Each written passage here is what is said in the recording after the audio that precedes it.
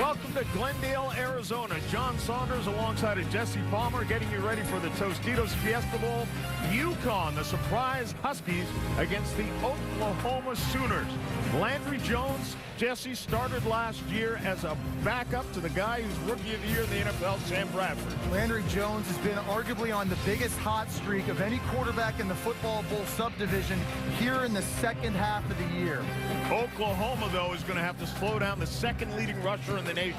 Jordan Todman is the most underrated football player in the Football Bowl subdivision. He's averaging 143 yards per game on the ground, second best in the nation. He will get a lot of touches tonight. So welcome everyone to the Tostitos Fiesta Bowl. Now for Oklahoma, this has been a little bit of tricky ground for them. The last two times they have been here, things have not worked out very well at all. Boise State, you remember the trick plays, the hook and lateral. They've got them on the board and kept them alive, and then the two-point conversion on the Statue of Liberty play, and Boise State knocked off Bob Stoops and Oklahoma. So they returned against West Virginia. They ran up and down the field all day. West Virginia had their way, and the Mountaineers knocked off Bob Stoops. But Bob Stoops comes in this time, Jesse, as a very confident guy, despite the fact that Oklahoma is one of two teams with 5 losses in BCS Bowls. Florida State the other. The Sooners have lost their last 5 BCS games. 3 of those were for the national title. But as I said, much more confident this time around. Oklahoma has a very explosive passing attack, and I'm very curious to see how Oklahoma will attack UConn's base coverage on defense. It's what I call cover 4, where they play 4 players deep. Now, Oklahoma has proven this year that they can find big plays in the passing game against this cover 4 concept. In this example coming up against Oklahoma State, you're going to see a cover 4 deal, 4 guys back on the back end, but the weak spot of this coverage is deep down the middle of the field if you can occupy one of the free safeties. Oklahoma's able to do that with a post route in the slot, and that allows wide receiver Cameron Kenny to win on the outside of the field. It's pitch and catch, easy touchdown for Oklahoma. Very next week, Big 12 title game, Oklahoma now in a bunch set, cover 4 from Nebraska. They're able to influence the safety with a curl route, and that allows Kenny Stills to get behind the coverage for another easy touchdown. Oklahoma has proven that they can use different personnel groupings, different formations to attack this cover 4 concept. Keep in mind, UConn starting safety Michael Lang ineligible to play in this game. How does that affect UConn in the back end in their pass defense? UConn comes in as a team with no respect. People say they don't belong here, but the fact is they do. They won the Big East, and they've won their last 5 games. We know that UConn's going to run the football behind Jordan Todman, but I think the key for UConn is the play of quarterback Zach Frazier. He's a Notre Dame transfer, was actually benched earlier this year until he was reinserted in the starting lineup against West Virginia, and UConn won their last 5 games of the year. Now, UConn's going to run the football, try to get those Oklahoma linebackers and safeties close to the line of scrimmage, and that's going to allow for some big plays in the play-action game for Zach Frazier. He's only completed 53% of his passes this year. He may only have a handful of opportunities to make big plays downfield. When that handful presents itself, Zach Frazier has to hit those plays. He doesn't have to throw for 500 yards tonight for UConn to win, but he does have to be efficient, particularly throwing the football deep downfield. And you mentioned Jordan Todman, only the 2nd leading rusher in the nation this year, and the Big East Offensive Player of the Year. So Oklahoma will have their hands full as well. This one should be a great one. The Fiesta Bowl is coming up, Oklahoma and UConn.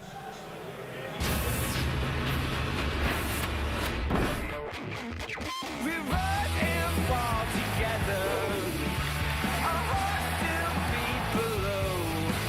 Oh, you can't stand by forever. Ready to go! And welcome everybody to the Nissan pregame shift from the beautiful University of Phoenix Stadium in Glendale, Arizona, just outside Phoenix. It's the 40th Tostitos Fiesta Bowl. The Connecticut Huskies against the 7th-ranked Oklahoma Sooners. And here comes Connecticut. The University of Connecticut has been playing intercollegiate football since 1896. Tonight, the biggest game in school history, their first BCS Bowl game.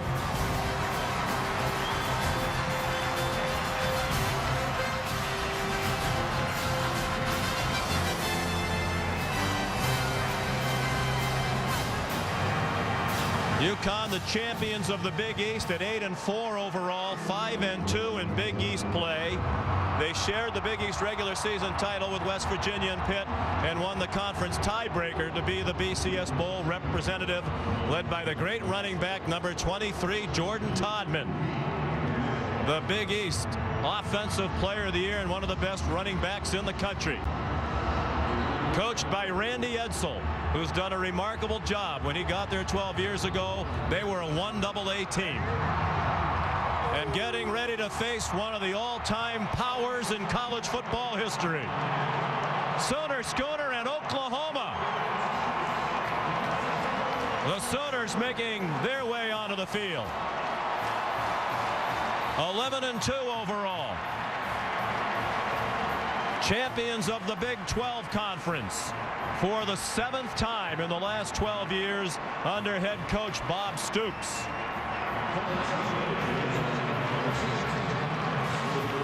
This has been the Nissan pregame shift.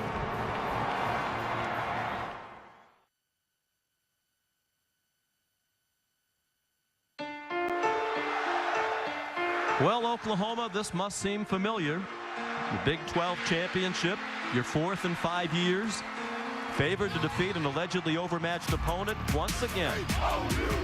But you know better than anyone the hard realities of letting an underdog sneak up and bite you in the heart when it counts. For you, tonight is all about redemption. Touchdown, UConn! And what about you, UConn? Sure, you earned a share of the Big East title, finished with 5 straight wins, and fought through a personal adversity few will ever know. It's time for you to prove the critics wrong and validate your right to even step onto this field. This is no Fiesta of second chances, no bowl of mercy. This is your last game of the year. Your last chance for redemption, for validation, for pride.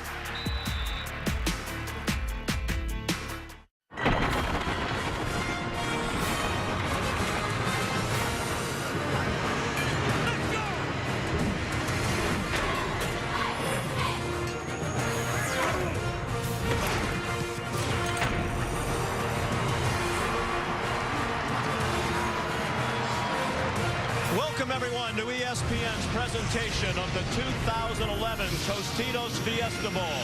From University of Phoenix Stadium in Glendale, Arizona, the first meeting ever in football between the Connecticut Huskies and the Oklahoma Sooners.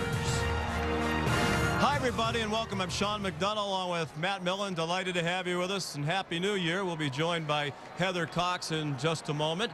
The Oklahoma Sooners appearing in their 8th BCS bowl game in the last 13 years. And Matt, understandably so, they are the big favorite tonight. In fact, in the 13-year history of the BCS, they're the biggest favorite in any BCS game ever, 16.5 points.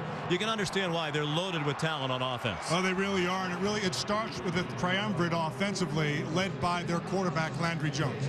Landry Jones is the first of the 3. Although he has some help. Ryan Broyles, 118 receptions. But Jones right here, this guy, fast release, gets rid of it quick, hard to get to, very accurate. He's not afraid to throw the ball around the field. And when he does, Ryan Broyles, 118 receptions this year. He's in the slot. He's their big playmaker. And oh, by the way, they have a running game. Over 1,100 yards rushing by DeMarco Murray and 69 catches. That, my friend, is good balance. And they come in here off the win over Nebraska in the Big 12 title game. Meanwhile, Connecticut at midseason looked like it was heading nowhere. They were 3-4 overall, 0-2 in the Big East, but they turned their season around, finished with a 5-game winning streak to make their first BCS bowl game ever. They've only been a full BCS team since 2002 when they went to 85 scholarships. They are the big underdog tonight. What's it going to take for them to have a chance to win? Well, that's a great question. In fact, there's a reason and there's a recipe for them to win. First of all, they have to start fast. And they also need something good to happen early, a turnover or a punt returner or something like that. And then here's the most important part. They've got to be physical. This is going to be a punch-you-in-the-mouth type of game for UConn. If they can do that, it's going to start in their running game. And that's where Jordan Todman comes in. They are not afraid to run Todman early and often. They'll give it to him on first and second. If it's third and short, you'll see a steady diet of him. Last but not least, Zach Frazier, their quarterback. he's going to have to play the best game he's played all season. He cannot turn it over. He can't be the reason that they lose. When he has opportunities, he's got to make them.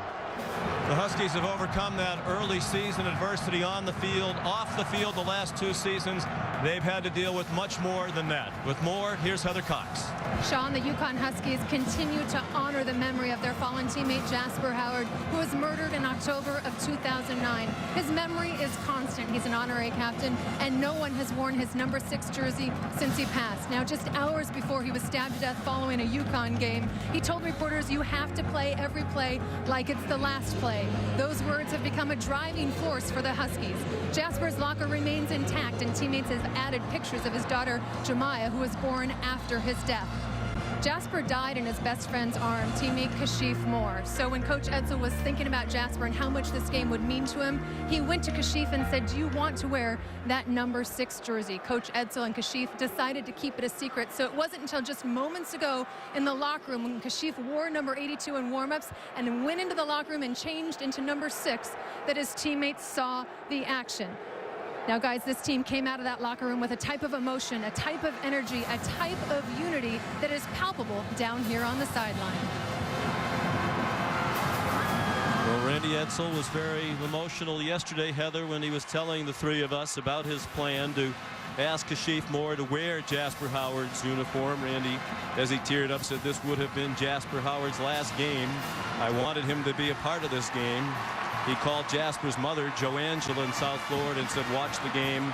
We're going to do something special." So I'm sure Jasper's mom appreciates that tribute tonight. He is very much still in the hearts and minds of the UConn football family. Bob Stoops. Oklahoma won the toss and deferred. Of course, when Bob first got to Oklahoma, he earned the reputation, the nickname Big Game Bob. Won a national championship in his 2nd year, but the track record has not been good in recent BCS bowl games. They've lost their last 5, including 2 memorable defeats to Boise State and West Virginia here at the Fiesta Bowl. So he and his team determined to change that recent history around tonight. It'll be Patrick O'Hara with a big leg to kick off. And one of the strengths of Connecticut is their kickoff return team. Nick Williams has returned 2 kickoffs for touchdowns this year. And he'll get a chance from the 2-yard line. Williams, and good coverage by Oklahoma as he was stopped just beyond the 20-yard line by Sam Proctor. They'll mark it at the 21. So Connecticut begins on offense, led by senior Zach Frazier. Like his team, he had an up and down year. He was the starting quarterback for the first 4 games of the year. They went 2-2 against a pretty easy schedule. He was yanked at halftime of the 4th game of the season, replaced by Cody Endress. But then Endress was kicked off the team. Michael Box, a redshirt freshman, started against Louisville, but he suffered a concussion. Frazier got a chance to go back in and led them to 5 straight wins to get them here. Hands it off to Jordan Todman, the Big East Offensive Player of the Year, averaging 143 yards rushing per game, and he's ahead to the 24 for a gain of 3. Todman's a junior from North Dartmouth, Massachusetts. A lot of speculation that this could be his last game at Connecticut, that perhaps he'll enter the NFL draft. And he seemed to indicate that to us when he spoke to us the other day. Here's Robbie Fry. Speedy back up to Todman. Took it around the corner and came up a yard short of the first down. It's a Connecticut offense, only 96th in the country in total offense. Anthony Sherman, a terrific blocking fullback. Smith and Moore, the wide receivers, and Griffin is a solid tight end. Up front, a very good offensive line. Mike Ryan and Zach Hurd, first team All Big East this year. And the center, Mo Petrus, second team All Big East. That's part of the group that wants to make it a physical game. Direct snap to Jordan Todman. And if he got it, it was just barely. It looked like he made it to the yellow line according to the official on the far side of the field. But as you see, the official on the near side is marking it short of the yellow line. Well, this is a direct snap, and if they're going to have any success, that looks like pretty. I don't know about that spot there. Yeah, well, as we said, there seemed to be a great disparity between where the two officials were going to mark the ball. The one official from the far side walked in right along that yellow line. The official on the near side marked it well short of the line. So here's Cole Wagner to punt. On 4th and less than a yard. Ryan Broyles stopped immediately. 41-yard punt. No return. Anthony Sherman made the tackle. Here's Landry Jones. You know, it's a pretty tough league when 4,289 passing yards is good for just second team. And that was the media second team all Big 12. The coaches had him honorable mention behind Brandon Whedon of Oklahoma State and Robert Griffin III of Baylor. Jones, a sophomore from Artesia, New Mexico. 330 yards per game passing. And he's on target to Cameron Kenny, who has an 11-yard gain on the first play from scrimmage for Oklahoma. He's come on the last couple of ball games with 6 catches in each of the last 2 for Oklahoma. DeMarco Murray can do it all. Broyles 118 catches. There's the offensive line. You have to be Evelyn Wood because of the pace at which Oklahoma plays. You're going to read all those names. They get right up over the line and snap it quickly. Kenny another catch. Lawrence Wilson drove him back. And that's an important part, Sean. When you play Oklahoma, not only are you defending the team in front of you, you're defending the pace of the game. And that's something that they're going to have to get used to. Not only the players, but the coaching getting the calls in.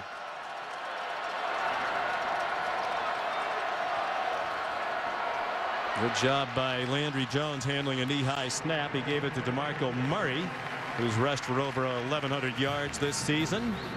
And he has a first down at the Connecticut 48. Juan Martin, who defensive tackle, made the stop. There's Josh Heupel, who is calling the plays for the first time tonight. Jones on target to Ryan Broyles, who has another first down near the UConn 34-yard line.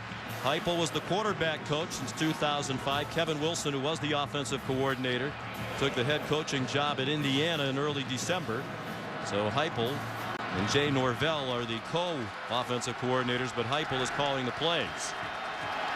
Some wondered if they'd be able to play at that same pace and get into an early rhythm as Heupel tries to find his legs. Here's DeMarco Murray through a big hole. Another first down. 11 yards. Jerome Jr., the safety, made the tackle for Connecticut. You're going to watch Ted Jennings, number 98, just gets up the field way too wide. He has to be able to squeeze that and force an edge, and he didn't do that. Murray took advantage of it. Quick swing pass again to Ryan Broyles. He lowers his head.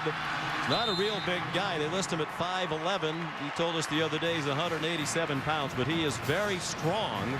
And you saw his strength there as he finished the run after the catch and got down near the 11-yard line. Broyles is the guy who makes this offense go. And we can talk about DeMarco Murray inside and Stills on the outside, but this guy, he's the chain mover. Randy Edsall said it was important for the underdog Huskies to get off to a good start. They're on their heels right now against this Oklahoma team.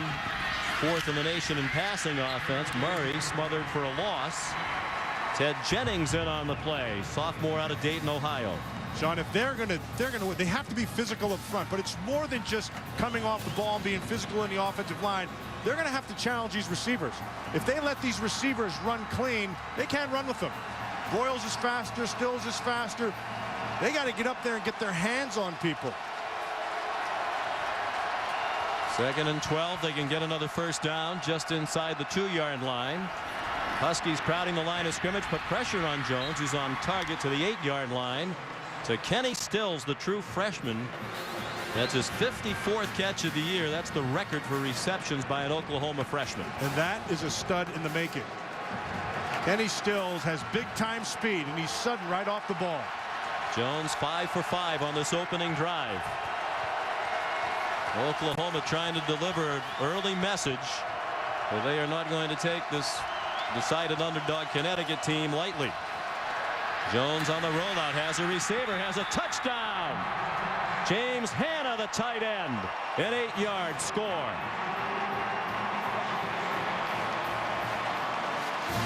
Good call. Well executed. Again, they're just using their speed. If they don't disrupt the receivers and they let them run free, that'll be ugly.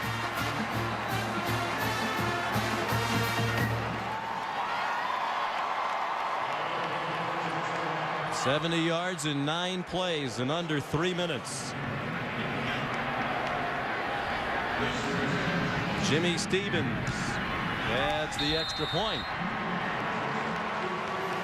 Landry Jones 6 for 6 on the opening drive for 56 yards and a touchdown. Caught by James Hanna, his 18th catch of the year, and 7 of them have gone for touchdowns.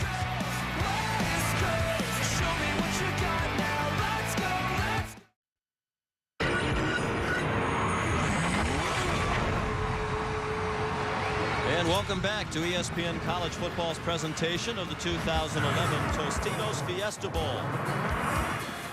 Connecticut Huskies, no more than 2,600 miles from their campus in Storrs, Connecticut. And the Oklahoma Sooners have made a trip of just more than 1,000 miles from Norman, Oklahoma. They're getting used to making these bowl trips. 44 bowl games now for Oklahoma, and this one's off to a good start. An opening touchdown drive.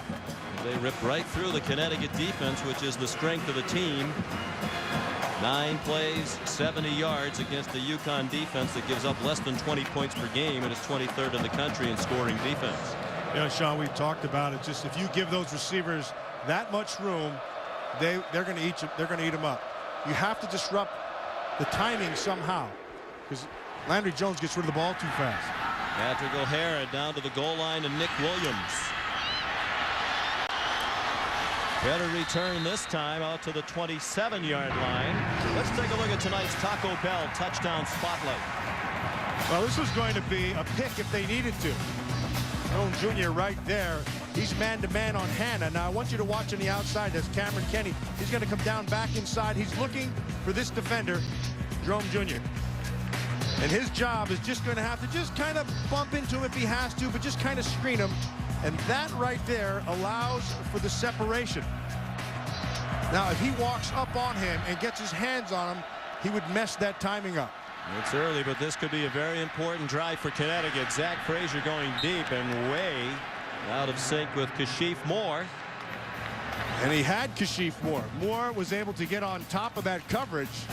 And you and I talked about this all week long. We've been here for a while, and we've been watching tape, and we've been talking about it. And Zach Frazier, when the opportunity presents itself, and that was one of them, when Kashif Moore gets on top, he's got to be able to hit those throws. He has to. He's been very inaccurate. Just 53% completions.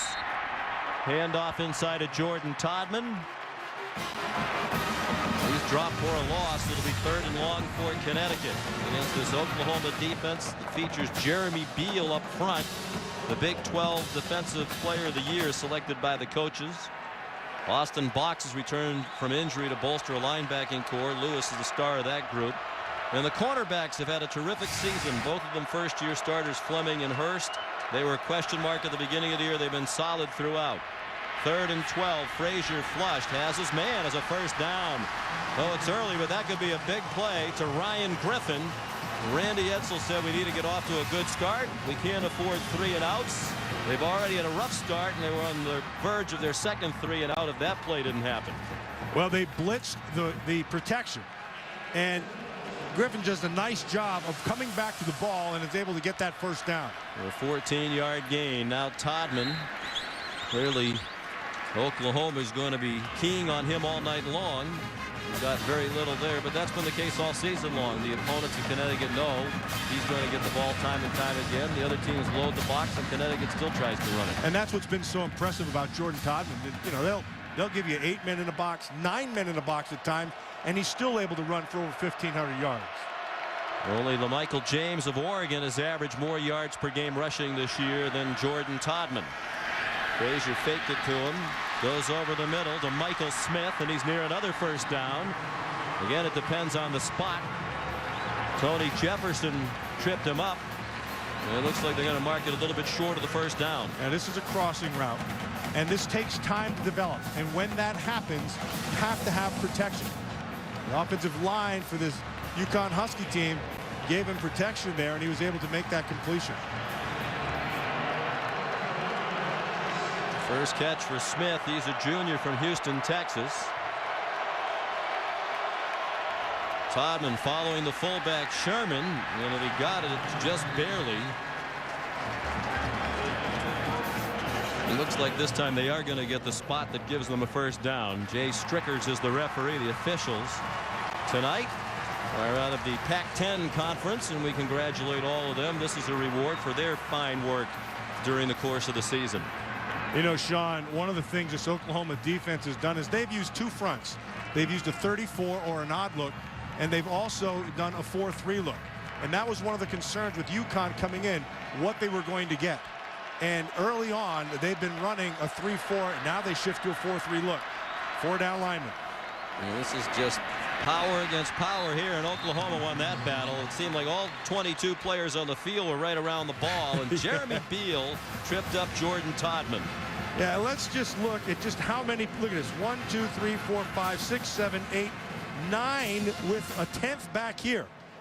And that's the 10th guy is only 7 yards off the ball. Heck, sometimes linebackers are 7 yards off the ball. 3 receivers for UConn. Frazier, short throw, short gain, and Michael Smith took a big hit as he was driven back. Tony Jefferson, Jamel Fleming in on the play. Quentin Carter delivered that big hit, the outstanding senior safety from Las Vegas. A nice job, and that's a nice hit. But what was even more impressive was that umpire was able to duck to get out of the way of that throw. Well, in this day and age, you have to be careful if you're Quentin Carter not to be leading with the top of that helmet. He was a first-team All-American this year, Carter, the safety. 3rd down and 8. Frazier, plenty of time. Throws, and a nice catch made on a high throw by Kashif Moore. And a first down for Connecticut at the 39-yard line of Oklahoma after an 11-yard reception by the junior from Burlington, New Jersey. This is exactly what UConn needed Zach Frazier to be. He's on. He's on, and this, when he's on, he's pretty good. He's got a big arm. Mechanics are his key. A lot of times he'll throw the locked front knee, and his ball comes off high. David to Todman. Still struggling to find running room. He weaved his way for 3 before Jonathan Nelson made the tackle. Frazier was very highly recruited coming out of high school in Mechanicsburg, Pennsylvania.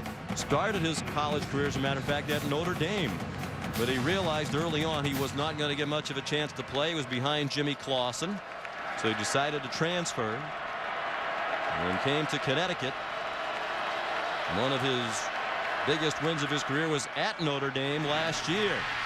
Throw and catch to Griffin, the tight end, with another first down as Ryan made it to the 28-yard line. 11-yard gain. Austin Box made the tackle for Oklahoma. Zach Frazier looks like he's back in the Pennsylvania Big 33 game, because he is on.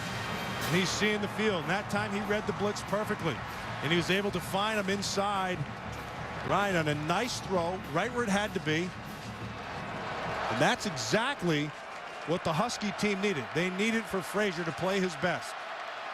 And this is what they wanted as well, a ball control drive. Frazier, they want a flag in the secondary, and they're not going to get it. It looked like bodies were tangled. The intended receiver was Ryan Griffin with Quentin Carter right there. Randy Edsel well out on the field asking, where's the flag? Oh, yeah, that's clearly a penalty. Yeah. You know, wow, how do you miss that? He hooked him, and he had him, but he missed it.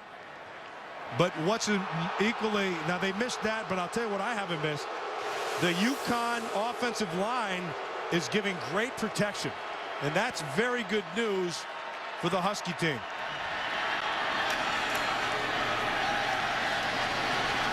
Jordan Todman fights his way down to the 23.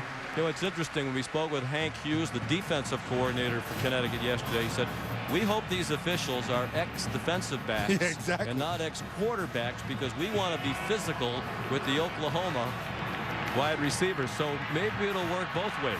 When Hank Hughes' defense is out on the field, he hopes that they let his defenders do what Quentin Carter did. 14th play of the drive for Connecticut. 3rd down and 5.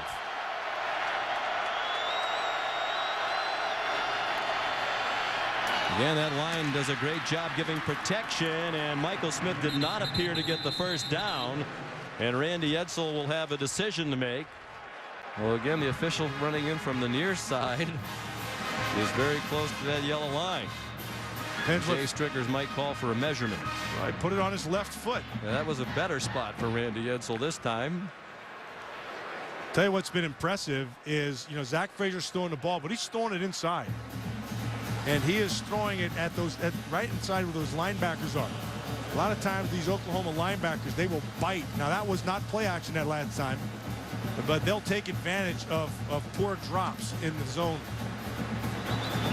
One of the big turning points in this Connecticut season, and they're inches short. They're in their 5-game winning streak. Connecticut had a home win against Pittsburgh, and Randy Edsall late in the game with a 2-point lead went for a 4th and 1 on his own 19-yard line and got it with around 2 minutes to go. It was November 11th, a home game in East Hartford. Randy with the decision to make his team up by 2. 4th and 1, their own 19. Jordan Todman got it. Connecticut wound up running the clock out. Randy celebrated.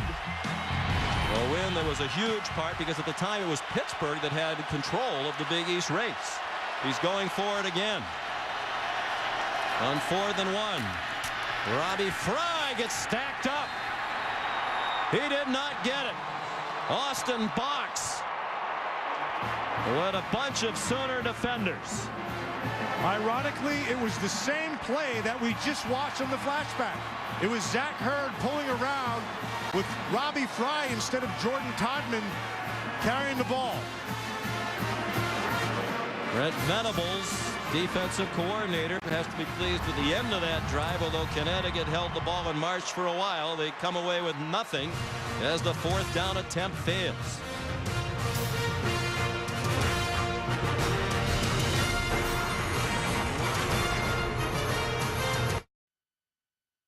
ESPN College Football, the Tostitos Fiesta Bowl, is brought to you by Tostitos, Lay's Classic, and Sun Chips. We make them natural. You make them fun. Chevrolet. Every model is backed by a 100,000-mile, 5-year powertrain limited warranty. Genworth Financial. And Allstate. Dollar for dollar. Nobody protects you like Allstate. Are you in good hands?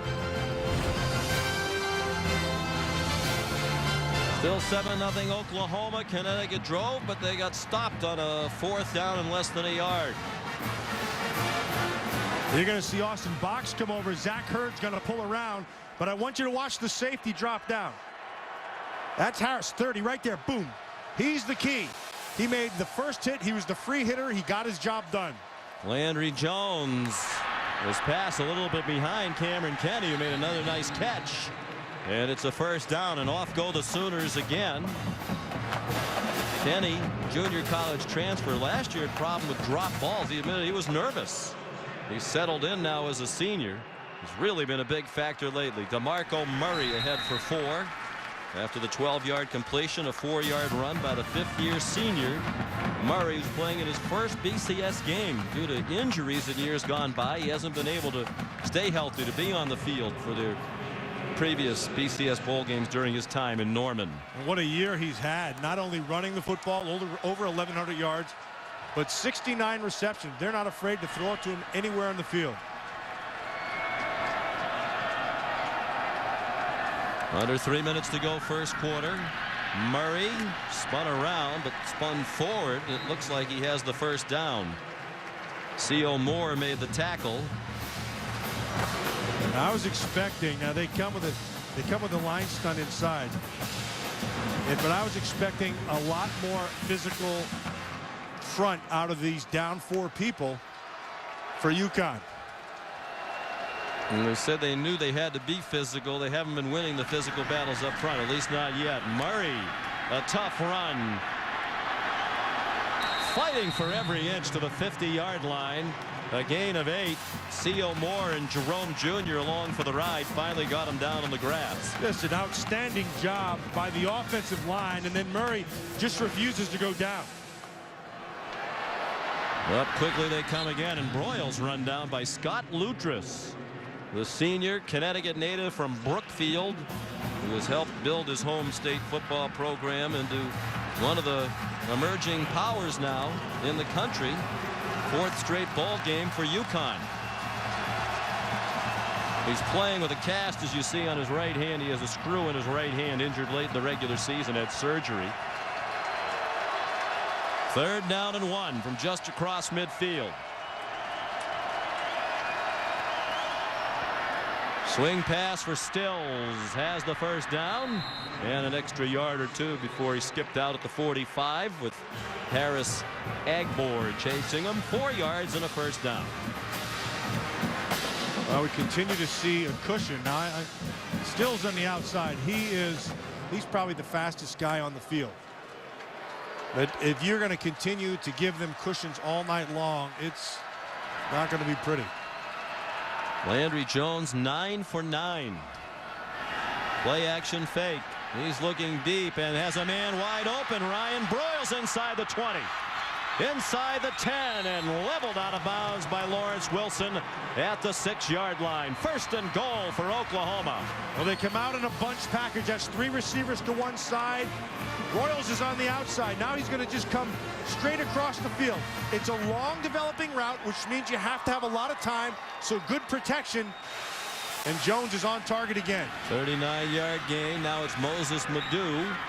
The backup tonight to DeMarco Murray. They're playing without Roy Finch, who had been the backup in recent weeks, a true freshman who's out with a foot injury suffered in practice between their last game and this game. So Madu, the senior, carried. Yeah, right now, and there's Finch, and he is quick as a hiccup, that guy. But Madu's no slouch as well.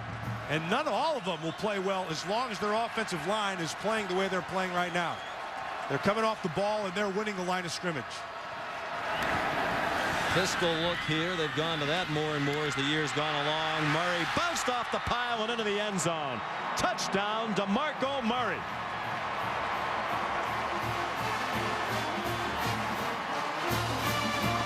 That time, UConn was able to hold it right here.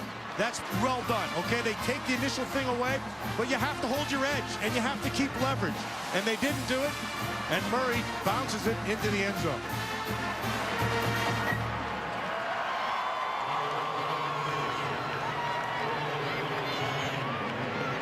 Two impressive drives for Oklahoma here in the first quarter, and Jimmy Stevens makes it 14-0. That one was 9 plays, 81 yards in 3 minutes and 20 seconds. Murray the touchdown. The 65th of his career, adding to his Oklahoma record.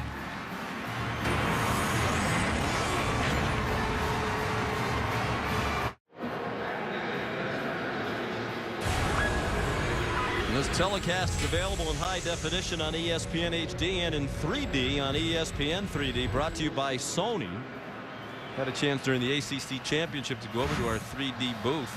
Here's a look at one of the interesting looking 3D cameras, the 2 lenses, and it really is something else. Have you seen a football game in 3D? Yeah, I watched a little bit of it, but I got to say this, Sean, whether it's in 2D or 3D, heck, you can make it 4D. It doesn't look good tonight for UConn. Now, that guy looks good in any D, especially against this D. He's been running well. Well, they've had it twice. They've scored twice. Oklahoma's averaging 8.5 yards per snap. Nick Williams will return to Patrick O'Hara. Kickoff from the 4. And that's 3 kickoffs well covered by Oklahoma. Sam Proctor again in on the tackle for the Sooner special teams.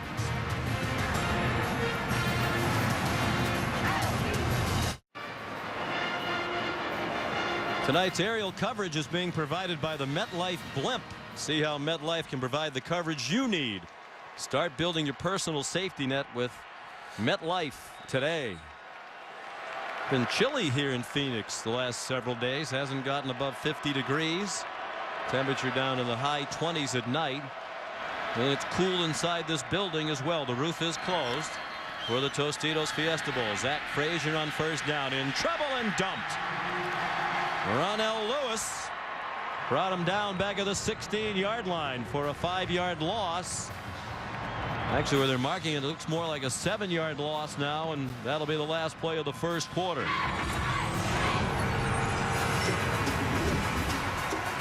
A quarter controlled by Oklahoma. Big plays on offense and defense at a 14-0 lead.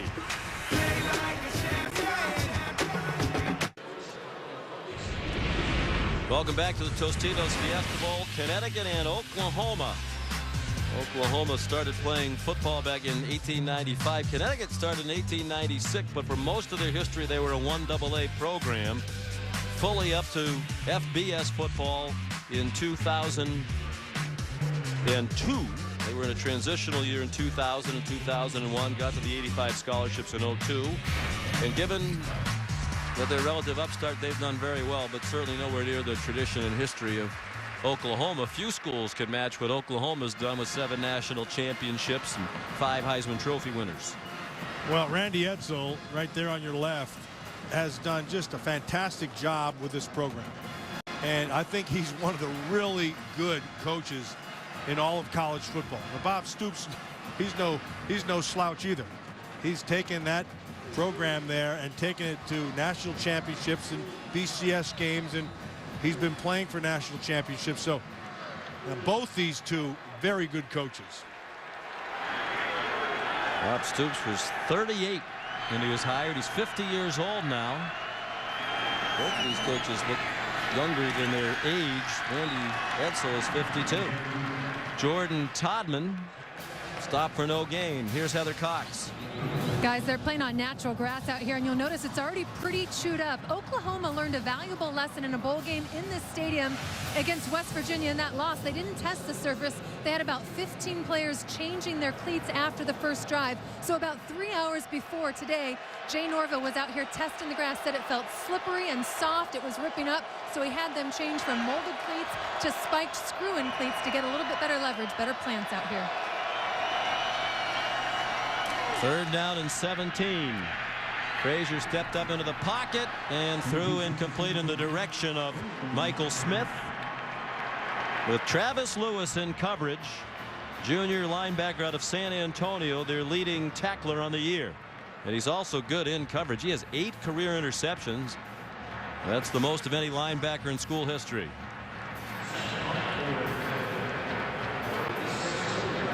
Travis Lewis has had a good year all from the beginning of the season all the way through. Runs very well, pretty physical.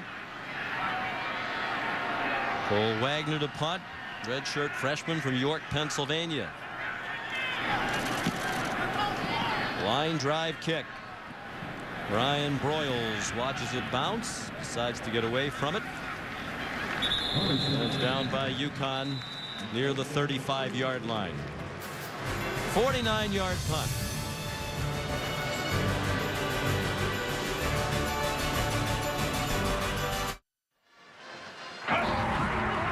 Well, Michael James from Oregon is the nominee for the AT&T All-American Player of the Year. James rushed for 1,682 yards and 21 touchdowns for the Ducks this season.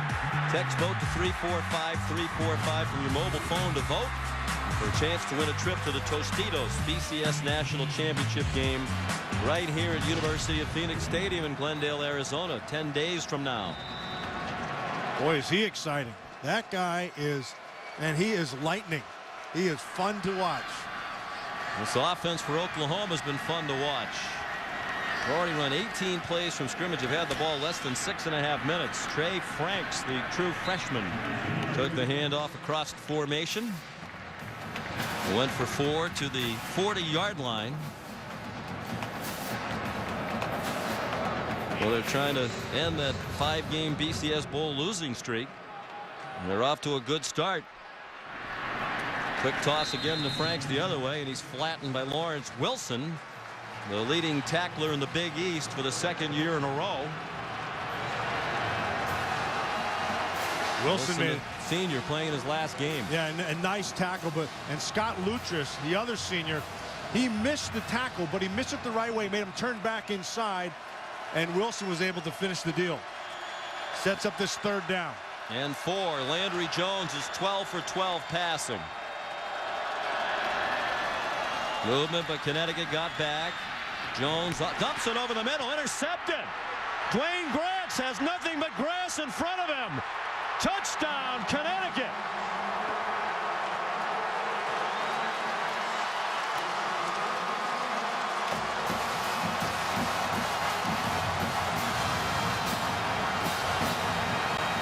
Sean, they finally walked up on the receivers and disrupted the timing.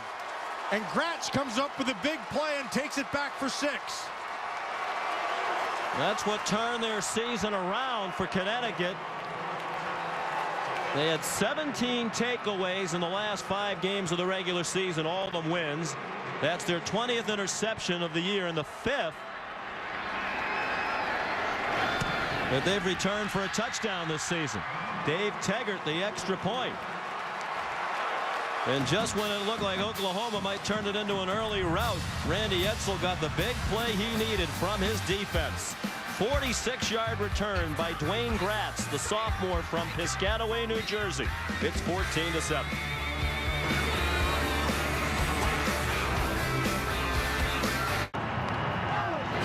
ESPN College Football, the Tostitos Fiesta Bowl, is brought to you by Tostitos Lay's Classic and Sun Chips. We make them natural.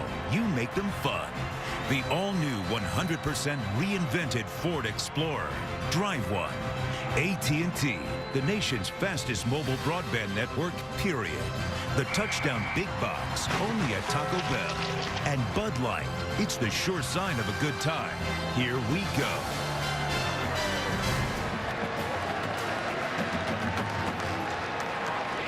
The Connecticut fans fully engaged now. Dwayne Gratz, the interception and 46-yard return for a touchdown.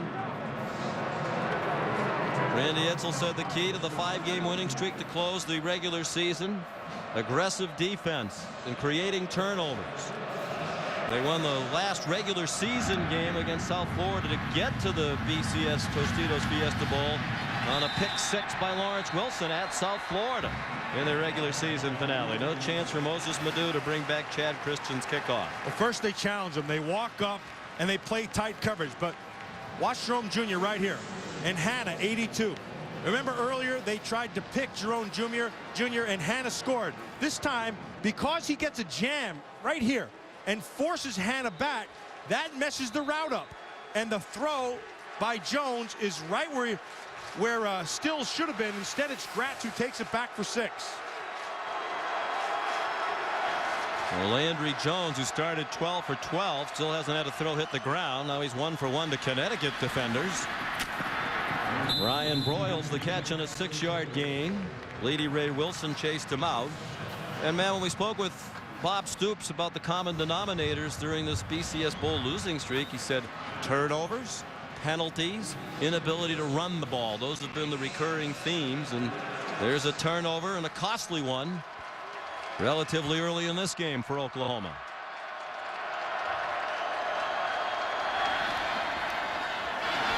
DeMarco Murray in trouble and did not return to the line of scrimmage. Good penetration by A.J. Portee. We have some backup defensive linemen in there. There are the numbers from those 5 bowl games, all of them losses. 7.5 penalties per game and nearly 3 turnovers per game. Bob Stoops would make the argument too, not enough credit given to the opponents. Boise State was an outstanding team that made some great plays. They're tightening up again, Sean. West Virginia was about to play for the national championship game before they lost the regular season finale and wound up here. Here's a catch by Broyles. And a big 3rd down conversion for Oklahoma. Harris Agbor banged him out of bounds, but that's a 34-yard gain for the junior from Norman, Oklahoma. Ryan Broyles, his 6th catch, and he's already over 100 yards. Well, he's trying to take away the inside, and then he went for the ball. His eyes went back. Broyles is one of those guys. He just, he's just a good football player. He's not real quick. He's not real fast. He just has a great combination. Receiver wide open, and Cameron Kenny lunged and couldn't get it. The throw a little bit too long from Landry Jones. The play action set it up, and that was 6 if they executed. Well, he missed him, and that's one they're going to want back. He's wide open. They're going to go back and watch his tape. He's just going to make himself sick, as he just runs right by Gratz. Gets to the middle of the field. There's nobody back there. That was 6 points. And the pistol look for Oklahoma. Jones with a blitz coming, a high throw, and the catch by Stills, and he can fly. He fumbled and got it back. Harris Agmore knocked it out, and Stills was alert to get on it quickly and got a fortunate bounce as well. And Oklahoma has a first down at the 20-yard line on a 20-yard gain. That's just awful by Bleedy Ray Wilson, number 5, the corner. But a good job of getting the ball out by Agbo right there. He strips it. And Oklahoma's been great this year protecting the ball. They're plus 14 coming in turnover margin, 7th best in the country. Another fake by Jones and a high throw over the head of Broyles. Matter of fact, these are 2 of the best teams in the country. Oklahoma came in at plus 14 in turnover margin, and Connecticut was plus 12. And we mentioned Connecticut took off the last 5 games of the year. They were even for the season in turnover margin. Heading into the last 5 games of the year. Plus 12 in the last 5. That'll get you a 5-game winning streak. DeMarco Murray taken down back at the 23 by Scott Lutris. And they brought him on a blitz off the edge.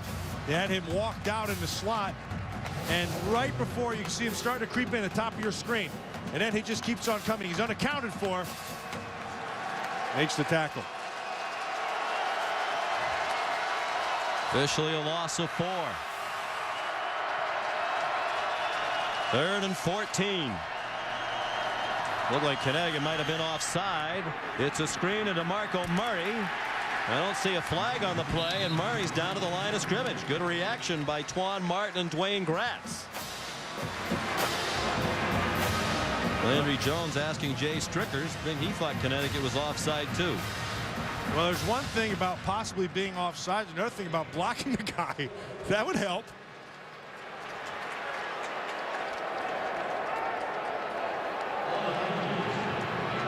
Well, here comes Jimmy Stevens.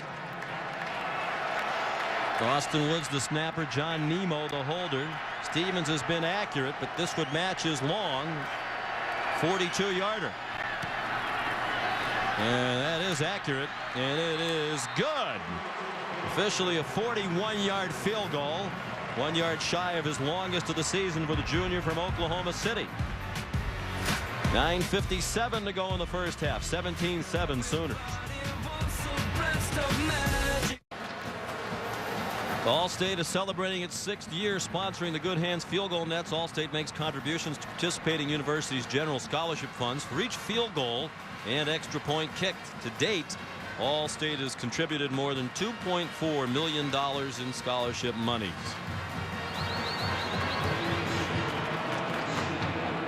Just under 10 minutes to go, first half. 40th Tostitos Fiesta Bowl, part of Capital One Bowl Week. Sean McDonough, Matt Millen, Heather Cox, delighted to have you with us for Connecticut and Oklahoma. Patrick O'Hara will kick off.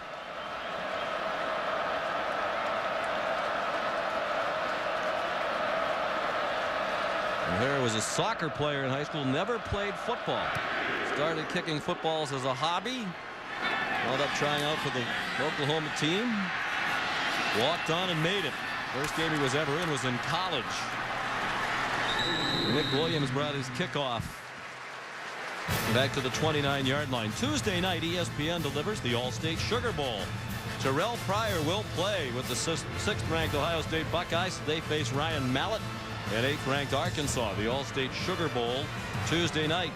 on ESPN. Coverage begins at 8 Eastern. It's also available on ESPN Radio. As a matter of fact, Matt and I will be there for the radio call. And online at ESPN3.com on your phone. All kinds of ways to access the Allstate Sugar Bowl. Zach Frazier out of the gun, handed it off to Jordan Totman, and again he finds very little running room. Slid forward to the 32 for a pickup of 3. One thing that's happened here for the Oklahoma Sooners is they've been able to handle the run game with really their first 7 with a 7-man box. And so for Connecticut, what that means is they're going to have to be able to put a little more trust into Zach Frazier's hands. They came into this thing thinking they want to run the football and not lean heavy on the pass game. At this point, they're going to have to do it.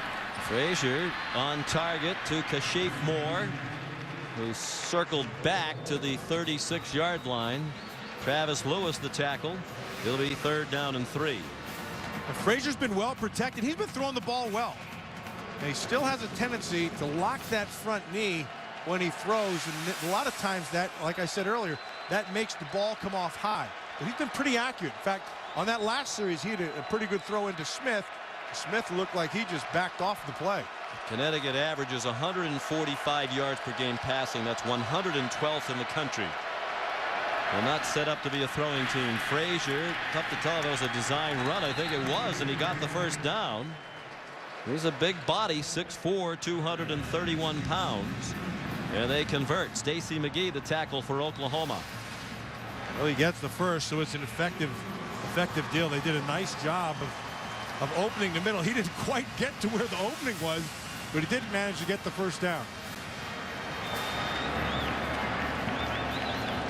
Randy Edsall told Zach Frazier after he was yanked as the starter in Game 4 of the year, "You're going to be 3rd string. Don't know if you'll play again, but stay ready."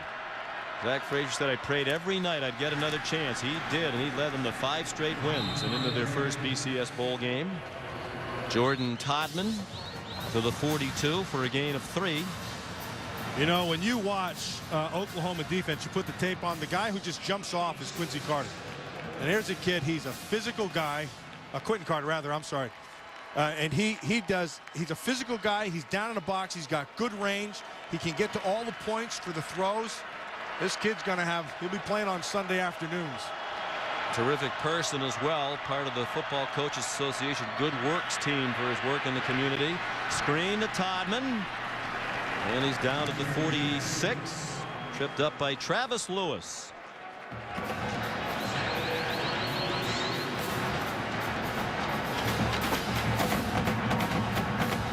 Lewis trying to become just the 6th Oklahoma player to lead their team in tackles for 3 straight seasons.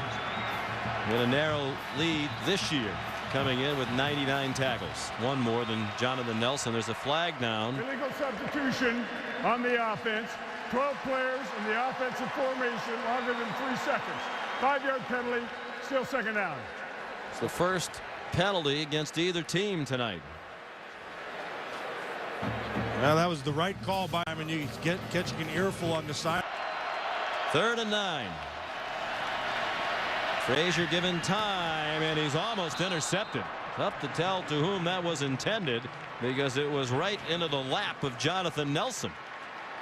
Looked like he was going to try to throw it to Nick Williams. It was well protected, but it wasn't even close.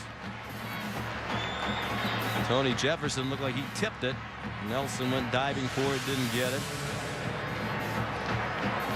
Randy Edsall said that's been the big problem with their passing game. They're just not accurate enough, consistently enough. They really don't seem to have many playmakers at the wide receiver positions either. Here's Cole Wagner to punt. That's a good one. Ryan Broyles from the 8.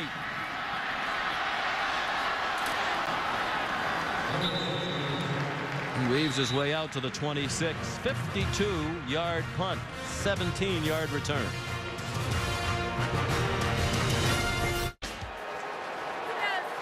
Well, that certainly is a sad story there. Yeah, that's a shame. He's gonna have to. They did the right thing, and he's either separate the two. He's a good football coach, but that's intolerable. A lot of assistant coaches affected by that as well. Landry Jones comes out slinging to Kenny Stills, and he gets belted out of bounds by Bleedy Ray Wilson. Here's Heather. Sean, the Connecticut defense continues to be concerned with Oklahoma's quick tempo. Before the defense took the field, Hank Hughes told them Oklahoma's getting up on the ball so fast, you've got to be sharp on your blitzes, be crisp. Then he reminded them, I don't want to see any illegal substitution calls. Get down, get set, something to watch for. Marco Murray tripped up. Good tackle in space by Bleedy Ray Wilson, the sophomore cornerback from Edinburgh, Pennsylvania. You know, Hank Hughes told us, man, we play against teams that go fast. You know, West Virginia, Cincinnati in recent years. But Oklahoma is at warp speed. They're unlike any other of these hurry-up teams that you see. Yeah, and you know what Heather was talking about and that pace. That's what we were talking about at the beginning of the game. You have to defend against the pace, and that's one of the things. Personnel and the play calls coming in become more difficult. Landry Jones on 1st and 10 has Ryan Broyles trying to find running room, got away from Scott Lutris, and is tackled by Jesse Joseph near the first down marker. One of the things we talked about, Landry Jones, is hard to get to because of the quick release. Now he has good protection and he can see the whole field, and that ball comes out fast, which makes blitzing him even tougher. 2nd and 1. DeMarco Murray has the first down to the 49-yard line. Lawrence Wilson made the tackle with help from Lutris, and you can tell Lutris is frustrated about having that cast on his right hand. On the previous play, couldn't make the tackle, and he shook his right arm into the air. Landry Jones on the rollout, on target. Kenny Stills, almost 10 more.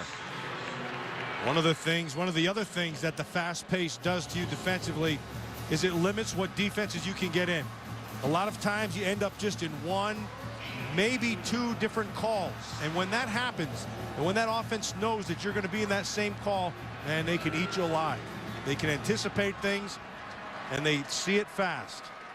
2nd and 1. Josh Heupel's done a nice job with the play calling tonight. A good blend of run and pass, movement again along the line, no flags, and DeMarco Murray has the first down. Ryan Broyles said sometimes defensive players on their team say to him, hey, could you guys slow down? Yeah. I'm getting tired. And you're going to understand why they would. Oklahoma entering this game had run 1,131 offensive plays. More than 1,100. 1,131. No other team in the country had even run 1,000 offensive plays. That's how much faster they go. It's an avalanche. Murray breaks a couple of tackles, and Lawrence Wilson will wrestle him to the ground with help. There's Josh Heupel, just 32 years old. Quarterback who led them to a national championship in 2000. Bob Stoops' second year, and Josh was the runner-up to Chris Weinke for the Heisman Trophy. Whoa, Jones lost the snap, and he's in trouble, and down for a loss back at the 36. I don't know. As you look at Josh Heupel there, I don't know what's a quicker pace, this Oklahoma offense or how fast he's chewing that gum. They might be going just as fast as he is chomping that stuff. Well, if you want to go at the pace, you have to get the plays in fast, and they wondered about the mechanics of that as well. But so far, that end of the operation seems to have gone flawlessly. And probably not in field goal range here, so a big 3rd down and 8. From the 36-yard line, 3.5 to go till the half. Oklahoma's dominated, but right now still just a 10-point lead. Jones steps into his throw, has his man Cameron Kenny for a first down to the 26-yard line. Dwayne Gratz was right there, but that ball is thrown exactly where it has to be. Watch the break. He throws it to the outside. Nice throw, nice catch. 10-yard gain. Oklahoma's 4 for 6 on 3rd down. Kenny 4 catches already after 6 in each of the last 2 games. Jones deep toward the end zone, too high and almost intercepted. Bleedy Ray Wilson put his hands up. The intended receiver was Kenny Stills. Landry Jones, we talked about him at the start of the game, about how quick that ball comes out. It makes him tough to have to blitz and rush the passer because he sees things fast and the ball comes out fast. The thing that's impressive about him is he's accurate. Now he missed this last one, but there aren't going to be very many of them. This is an accurate thrower. Already 24 pass attempts. 3 minutes to go in the half. Attempt 25 on target to Kenny. Breaks a tackle. Spins inside the 10-yard line. Trevardo Williams ran him down. 1st and goal, Oklahoma. Well, watch the quick throw. Set up, bang, ball comes out. Now he has liked this matchup all night long. Yes, there's a huge cushion. He's playing in off coverage. Kenny's eating that up outside. DeMarco Murray ran into Jesse Joseph. It'll be 2nd and goal. No gain on the play. What we really haven't seen yet out of this Oklahoma offense is when they throw the ball to DeMarco Murray. He's got 70 catches himself for 69. He's a very good receiver out of the backfield.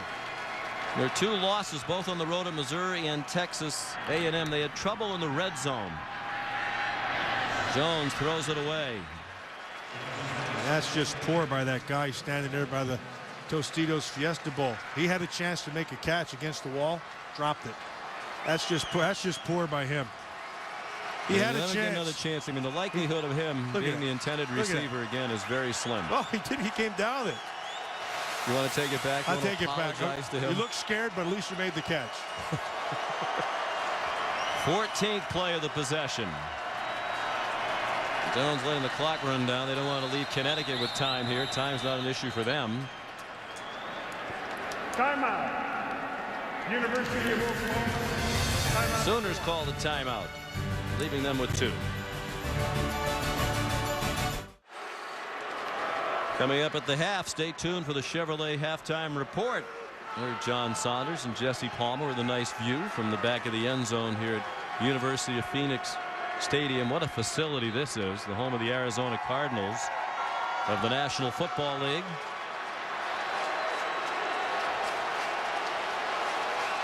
There are the numbers. They have not been great in the red zone. 86th in the country this year. 2 out of 3 tonight. 3rd down and goal from the 8-yard line out of the timeout. Landry Jones looking for help from the sideline.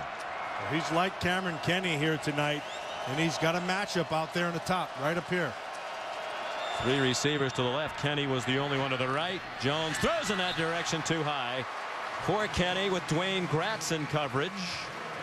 Oklahoma has outgained Connecticut by 207 yards, but right now it's just a 10-point lead and the field goal team comes on. Yeah, that's pretty well played by Gratz. He's playing off coverage. He took away the inside and forced him to go one way, and then he was able to get that inside hand in and disrupt the ball.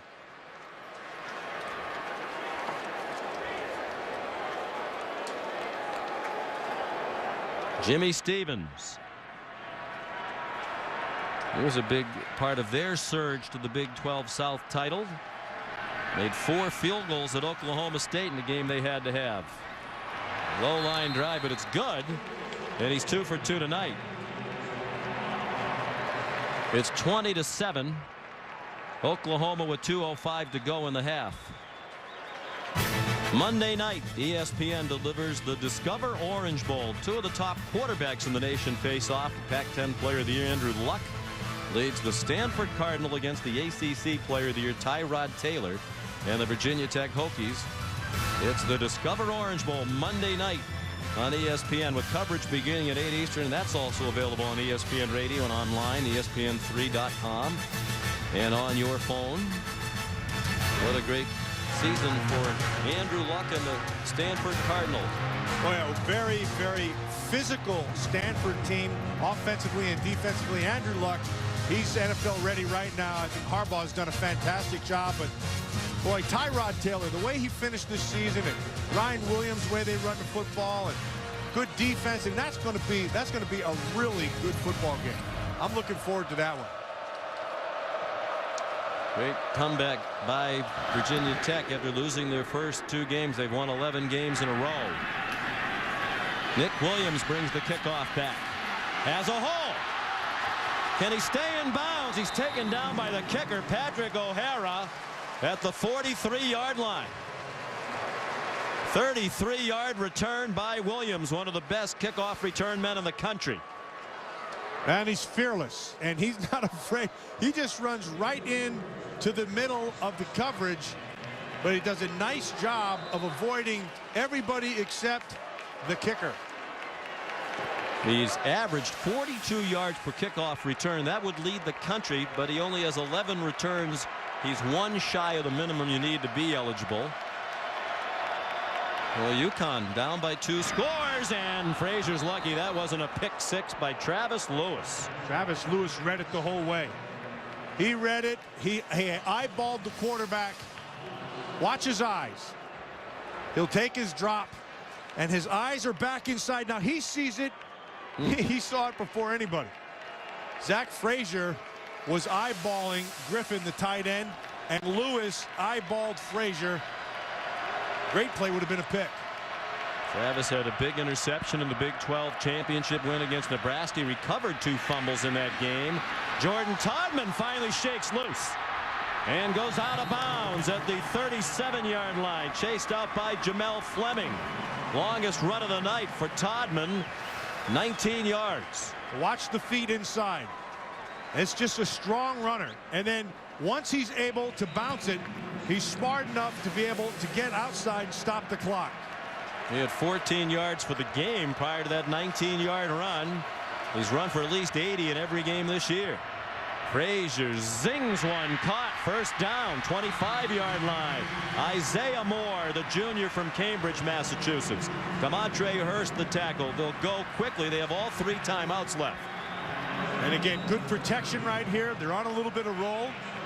Ball's right where it has to be. Inside handoff to Todman.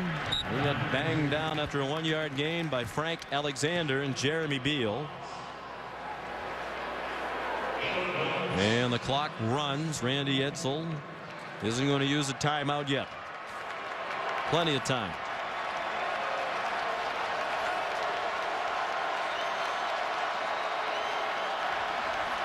Three wide receivers. Sometimes they just spread you out to run it with Todman. Not here. Blitz. Frazier got it off to Michael Smith, who could not get away from Jamel Fleming. Gain to the 20-yard line. It'll bring up 3rd down and 5. I think one of the reasons Randy Edsall doesn't want to use a timeout, Matt, you don't want to leave any time on the clock for Oklahoma with as quickly as they can go up and down the field. He gets his first down, he'll use a timeout. They are in field goal range for Dave Taggart. They haven't been a great 3rd down team this year. Another blitz. Frazier given time by the line, lofts it out, and it is too long for Kashif Moore. Well, Moore is able to get on top. He beat the safety and the corner. You're going to watch him, number 6 on the top right there. Now he wins. He's on top. The safety can't get there. That's a throw you have to make. A tough throw, but he's got to make it.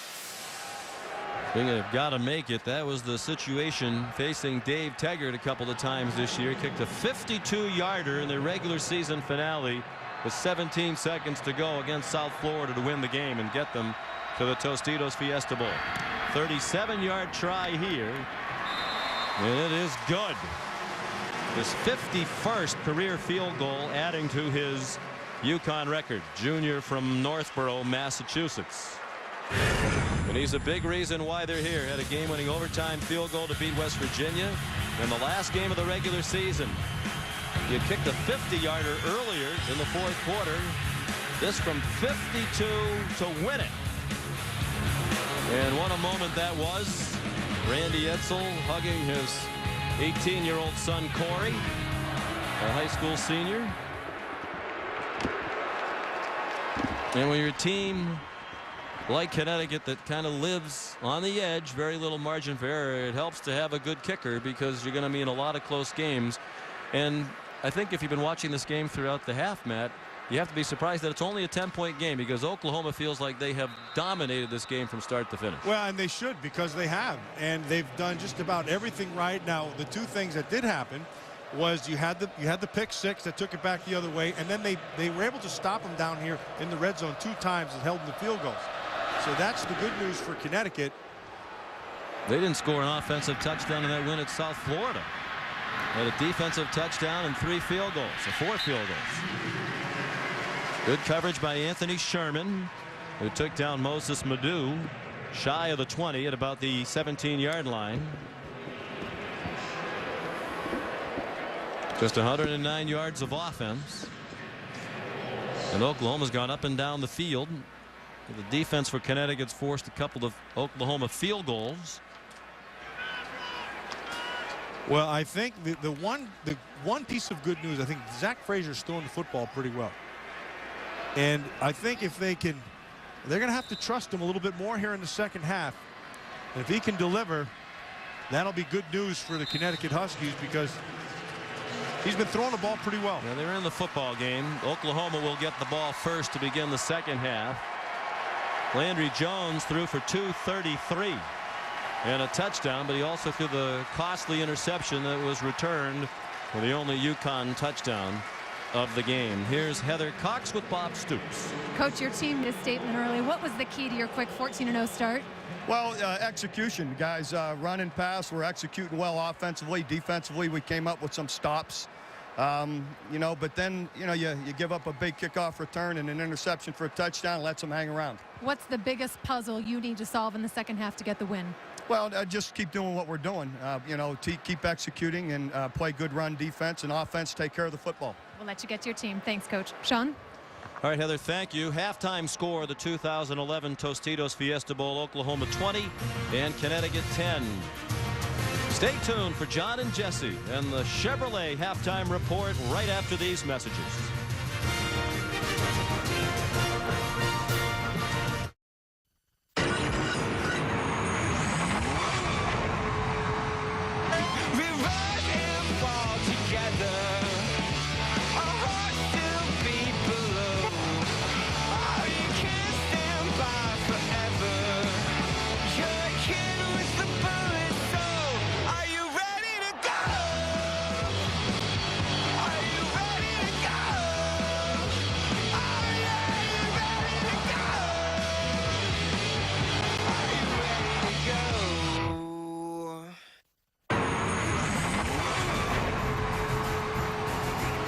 Welcome back to ESPN's presentation of the 2011 Tostitos Fiesta Bowl from Glendale, Arizona, University of Phoenix Stadium. Oklahoma and Connecticut doing battle in football for the first time, and at the half, the Sooners have a 10-point lead. And we welcome you back, Sean McDonough, along with Matt Millen. The song asked, "Are you ready to go?" Oklahoma was ready to go. They came out firing, stormed to a 14-0 lead. And Landry Jones was very sharp. Landry Jones was the key, but not to be outdone. Their defense took away Jordan Todman. That was number one. But Landry Jones, he came out throwing. We talked about his quick release. He was well protected. He was able to field and see the whole field, which he did. He did it early. He did it often. He scored on a variety of different ways. And then when he finally got pressure, he threw the pick to Gratz, which gave UConn their 6 points. But Landry Jones, only 6 incompletions in the first half and 233 yards.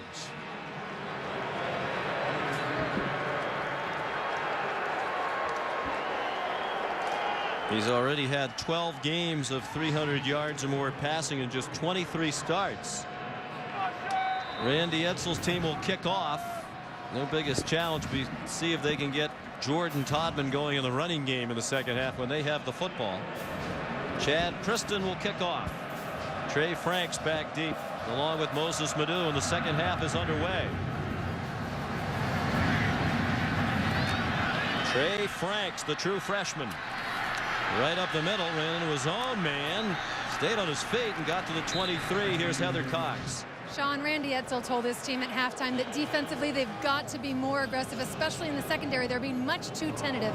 Offensively, the things they need to work on: run better. The way they're going to do that: pass the ball, use more play action. I also talked to Coach Edsall about the emotion and the reaction when Kashif Moore put on Jasper Howard's jersey in the locker room. He said it was emotional, it was uplifting. That emotion needs to carry over into the second half for the Huskies to pull off the upset. Kashif Moore, if you joined us late, ordinarily number 82, wearing the number 6 in honor of Jasper Howard, the UConn defensive back who was murdered last year. Would have been a senior playing in his final game here tonight. DeMarco Murray Got nothing on first down for Oklahoma. Sheaf Moore, one of Jasper Howard's best friends, put on that number 6 when they went back into the locker room after they came out on the field for warm-ups. It was a surprise. Only Randy Edsall, Sheaf Moore, and their equipment staff knew about it ahead of time. Landry Jones throws to Lutris, and you can see he was aggressive on that receiver right there with Ryan Broyles to stop it for a relatively short gain. The big third down right here for this Connecticut Husky defense. Remember, when they've had success, they've challenged these receivers, and you heard Heather talking about that, and they're walking up now. Oklahoma 4 out of 7 on third down tonight. The best third down team in the Big 12 this year. 44% for the year. The rush handle, the throw too high and almost intercepted. It's thrown for Ryan Broyles, but Gary Wilburn, who comes in nickel and dime situations, had the best shot at it. But Wilburn walked up and had the coverage, and he forces him one way, which is nice. Take away the inside, force a throw to the outside. Not a good throw by Landry. Landry Jones misses this. This should have been picked. This will be the first punt of the night for Oklahoma for Tress Way, the left footer, who can boom them. Averaging better than 44 yards per kick. Had an 85-yard punt earlier this year. Short and wobbly and bouncing sideways out of bounds. That wasn't his best. Line of scrimmage will be the 34-yard line, just a 34-yard punt. So now Zach Frazier. Not huge numbers, but he threw 1 or 2 other balls that might have been caught and could have helped him improve on the 10 for 16 for 73. Yeah, his receivers are going to have to help him. And what Heather was talking about, what Randy Edsall said about going to play action, well, they need to run the football before you can do any kind of play action. They're not going to honor any kind of play action threat if you're not running the ball.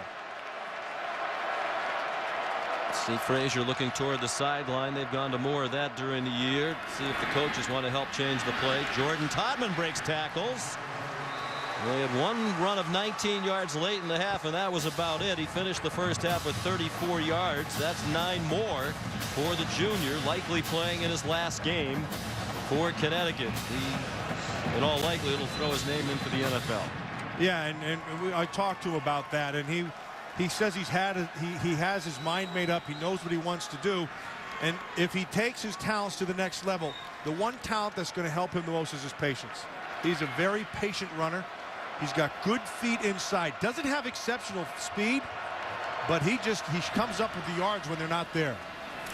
2nd and 2. Patience there, and bounced around the corner for a first down. It helped UConn in a variety of ways. If he can get it going, he'll fare better on offense and keep that Oklahoma offense off the field. You know, John Riggins used to always talk about this, the great Hall of Fame running back. It's called runner's patience. And you just have to let things develop and then believe what's going on in front of you. He does that well. Look out, Travis Lewis on a blitz, and Frazier threw it up for grabs, almost intercepted by DeMontre Hurst, who had better position for the ball than Michael Smith. Well, Lewis brings the pressure. He should have just thrown this thing away. He took a chance trying to get it back inside. But he has more all over. Now, he can't see him wide open because here comes the pressure. Travis Lewis told us he thought the Sooners would be ready to go tonight. They're tired of this and hearing about this BCS Bowl losing streak. Said everybody's fully in tonight. Jordan Todman carries for a short gain. Travis Lewis said he thinks in previous years maybe some guys didn't take the bowl game seriously enough, the opponent seriously enough. Other guys might have had one foot in the NFL. Ryan Broyles didn't agree with that. Ryan Broyles said he thinks that NFL thing is just an excuse. When you're out on the field, you're not thinking about anything else but competing. I agree with Ryan Broyles. If you're not ready to play, that doesn't say too much for the next level, because you got to be ready to play every week at an extremely high level. Huskies 4 out of 9 on third down from midfield. 3rd and 9.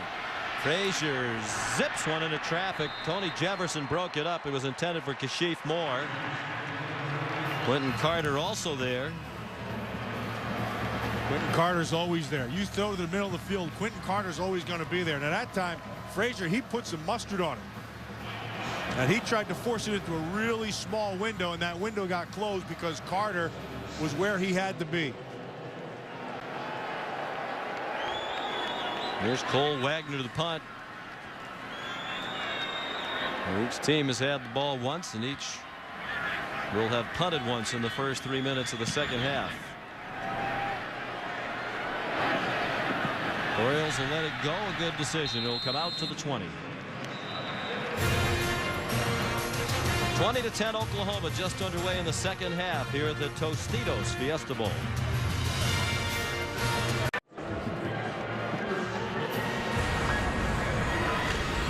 Tonight's telecast is also available in 3D on ESPN 3D, brought to you by Sony. And there are fans right here outside the stadium. We're at a Bud Light viewing party, experiencing the latest technology firsthand. And if you haven't, try to find a way to get that done. Well, those are not 3D, I don't think. That looks like a bad Elvis, Oklahoman Elvis. They've traveled pretty well here. There's a lot of talk about ticket sales, but just about every seat we can see is filled. Landry Jones fires a little high, and it was Dwayne Gratz who had a pick six earlier, got a hand on it.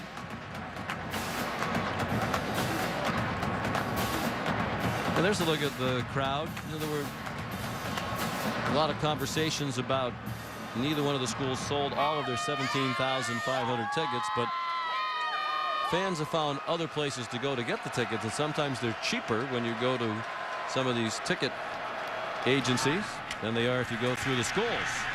DeMarco Murray stuffed, and this UConn defense here at the beginning of the second half much more aggressive than it was in the first half. That time it was C.O. Moore, the sophomore from Apex, North Carolina. Yeah, C.O. Moore, number 46 on the inside, and then Scott Luchas also is right in the middle of that thing as well.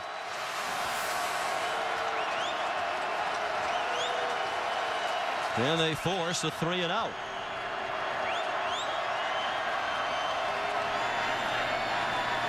Under duress, Jones has his man. Broyles first down and much more.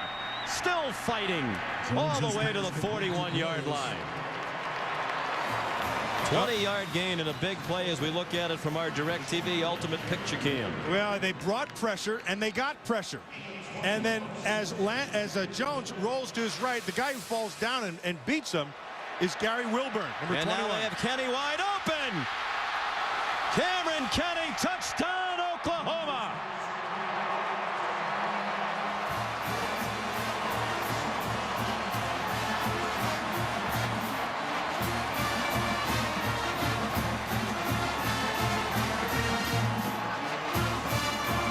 Well, that didn't take long. He gets on top of the safety, Akbar, number 25.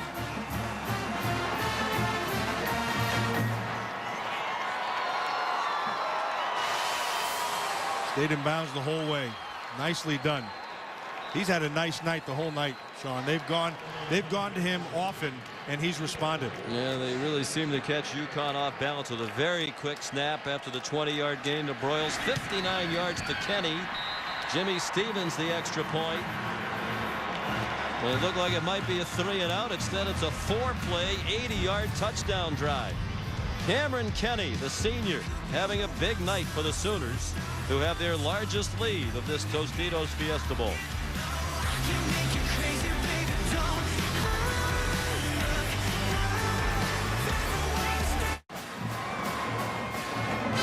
ESPN College Football, the Tostitos Fiesta Bowl, is brought to you by Tostitos Lay's Classic and Sun Chips. We make them natural. You make them fun.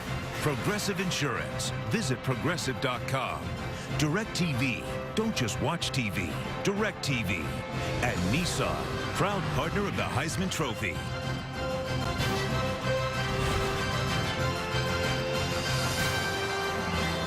Back at University of Phoenix Stadium in Glendale, Arizona, Oklahoma has taken a 17-point lead on a 59-yard touchdown pass from Landry Jones to Cameron Kenny. the third longest pass play in Oklahoma bowl game history.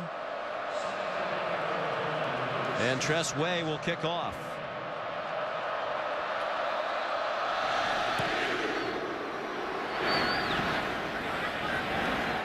Bouncing to Nick Williams.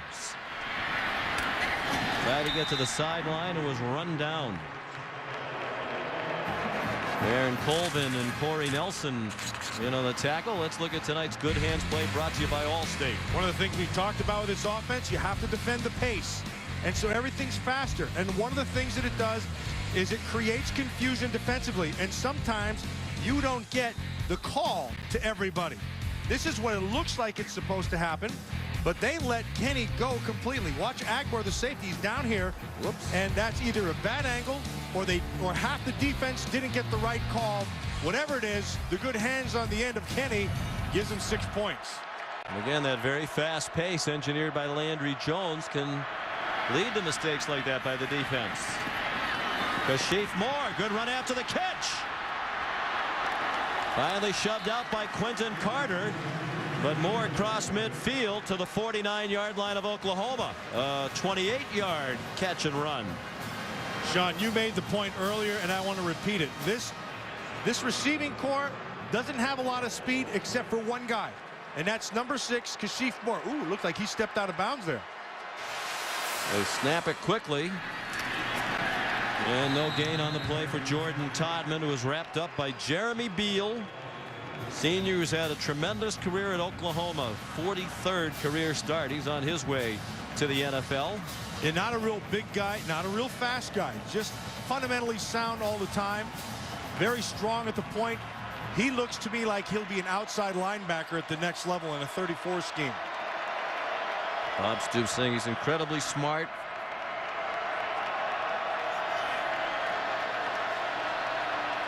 Second and 10 for Zach Frazier. And it's intercepted off the hands of his receiver. Jamel Fleming's going to go all the way. Touchdown, Oklahoma.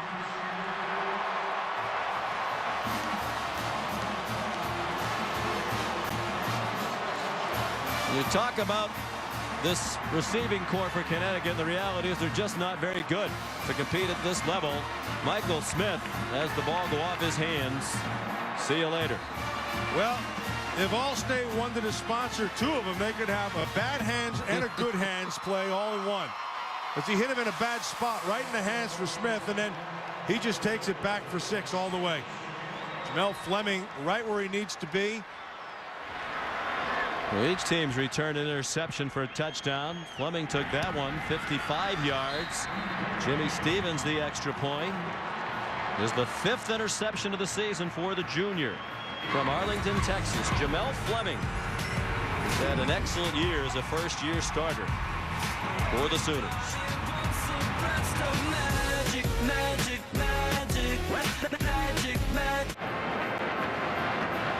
There's a look at the Coach's Trophy presented by Dr. Pepper. The trophy's been on a season-long tour. It's been stopping at key games every week. It'll be awarded to the winner of the 2011 Tostitos BCS National Championship game right here in Glendale on January 10th. The trophy was created back in 1986. Not easy to hoist. It weighs about 45 pounds. That crystal football itself is about 8 pounds. I always worry about that football falling and breaking. Well, that's a good place to put it right now, right next to the field. Yeah, there. somebody can run it over. Tress Way kicks off again. 2 touchdowns in 1 minute and 11 seconds for Oklahoma. Robbie Fry. He has speed. Robbie Fry breaks free. Only one man has a chance, and they will not catch him. 95 yards. Touchdown, Connecticut.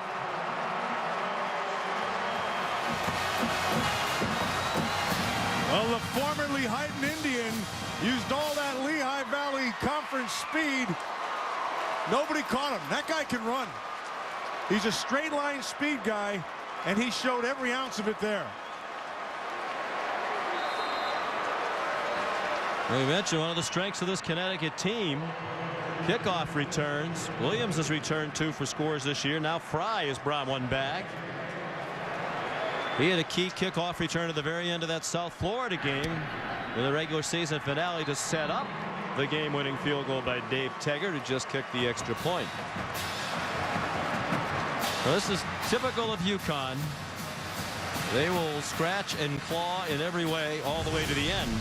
Here's a look at it from our DirecTV Ultimate Picture Cam. All right, just a nice move on Rondell Lewis to the inside, and then he just got on that left sideline and just used his speed. And you can see he's just distancing himself from everybody. Run through a couple tackles. Now he's 210 pounds, has very good speed. And then after he picked up his blocks and was able to get to that left sideline, it was gone. And that's been a season-long problem and frustrating for Bob Stoops. That's 4 kickoff returns allowed by Oklahoma. Touchdowns this year, 9 in the last 3 years. And you remember one of those, Matt, they were the #1 team in the country. They went to Missouri. John McGaffey of Missouri returned the opening kickoff for a touchdown. That really set the tone for that game and wound up being Oklahoma's first loss. It really did set the tone, Sean. And then it was a really nicely played game by the Missouri Tigers, but the whole thing is set up by the special teams.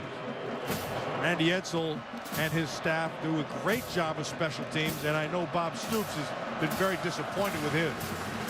Chad Kristen kicks off down to the goal line to Trey Franks. And he is chopped down shy of the 20. Good coverage by Martin Hippolyte.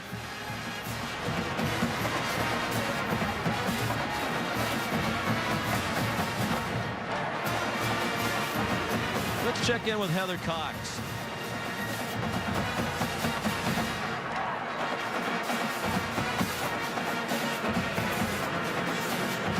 Apparently there's a problem with Heather's mic. We'll get back to Heather as soon as we can. And just when it looked like the route was on, UConn score. They get back within 17 and a long way to go. 9:24 remaining. Out of the pistol, Jones gave it to DeMarco Murray, taken down by Scott Luttress, who's battling admirably with really only one arm with which to tackle tonight. I think Scott Luttress has had himself a pretty good game here tonight. Pretty active game. They pull him out. On the third downs. But I'll tell you, it's not easy to be tackling people with one hand and a club. You would have liked to have been clubbing people out there on a regular basis. There's DeMarco Murray the other way. Stopped just short of the first down by Bleedy Ray Wilson. And of course, you did tackle a few people in the Fiesta Bowl. Way back in 1977, our very own Matt Millen was the defensive most valuable player of Penn State's Fiesta Bowl win over Arizona State, coached by Frank Kush. And of course, your coach is still the coach of Penn State, right there? Joe Paterno. That's a long time ago. This bowl game's come a long way since then. Kind of a newbie back then, and now it's a stalwart. And Murray stopped short of the first down. He's not down all the way yet. UConn holds. Jerome Jr. made the play. You know, he was on top. Jerome Jr. came up and drilled him, but he landed on top of Jerome Jr. And he could have, it appeared that his knees weren't down. He could have gotten up. Watch the hit. Puts head to head. Now he's not down, still not down. He's on top of him. He could have gotten up. Instead, he used him as a chair. Hand is still fine. That's a good play by Junior, though. He worked through the block, made the read really well, and came up and made the hit. Tressway punts. This is a good one.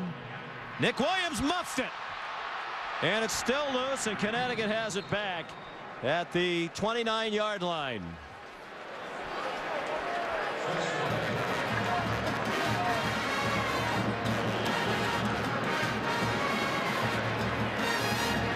A lot of fighting going on for that ball, boy.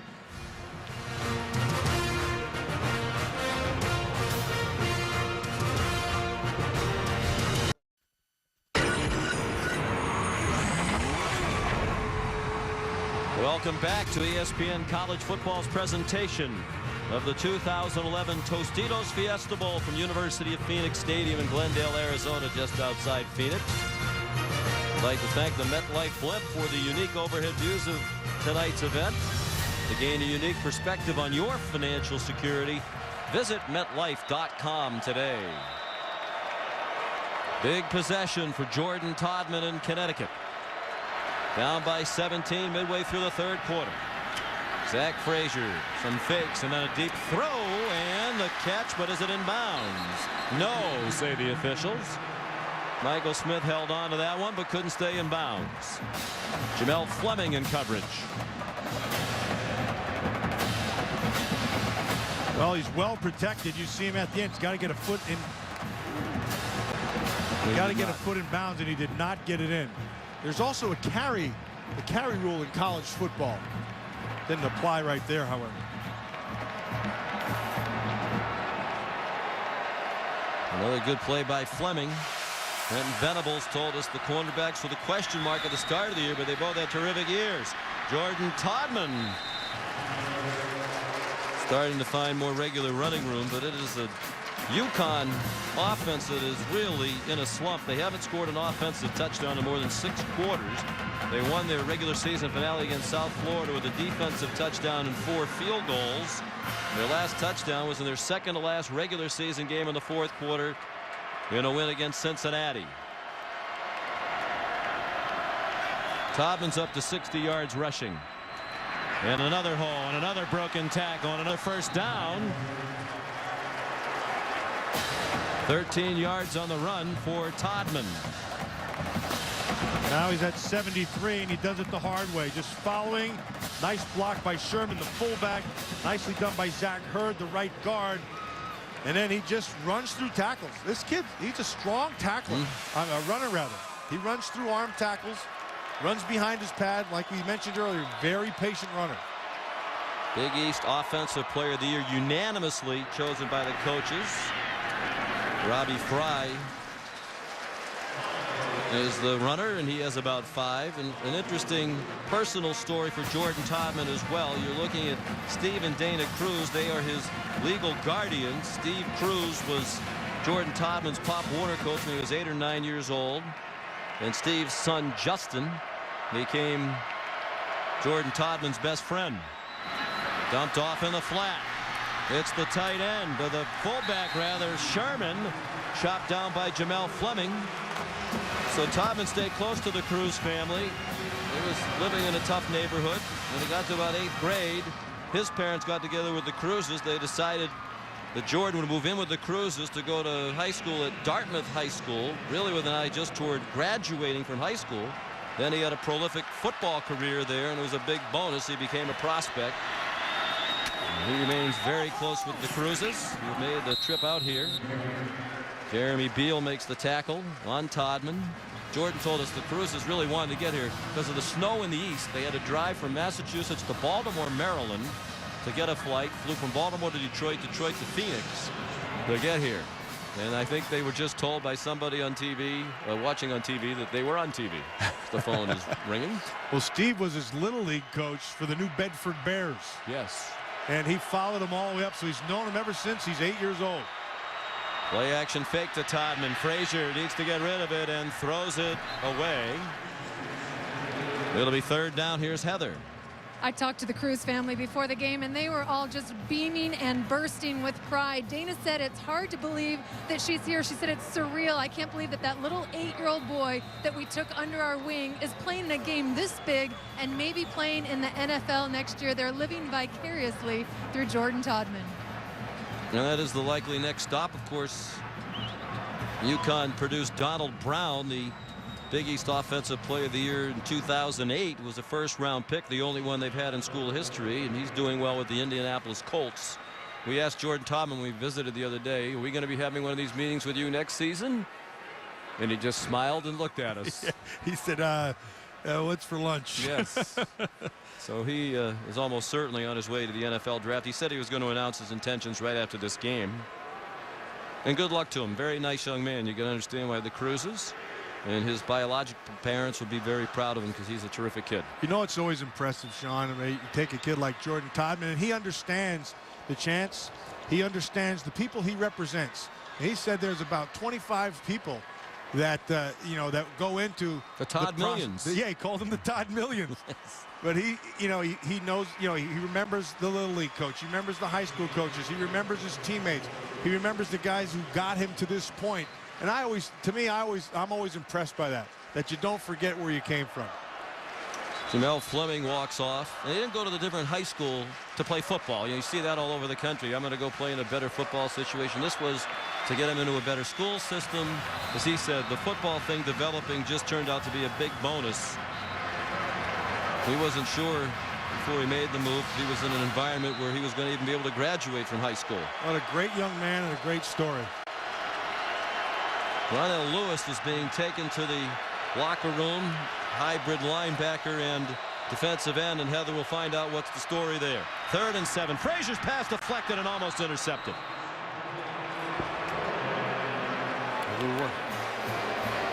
And they'll send the field goal team on because they want to make it a 2-score game. Right now they're down by 3 scores. Well, they came with the blitz inside. Now this gets tipped off the helmet of Jeremy Beal. But that was going to be a tough catch to Smith back inside. Jonathan Nelson almost came up with a pick.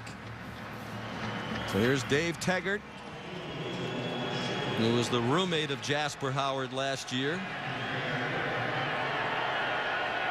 38-yard try. He's 1 for 1 tonight from 37.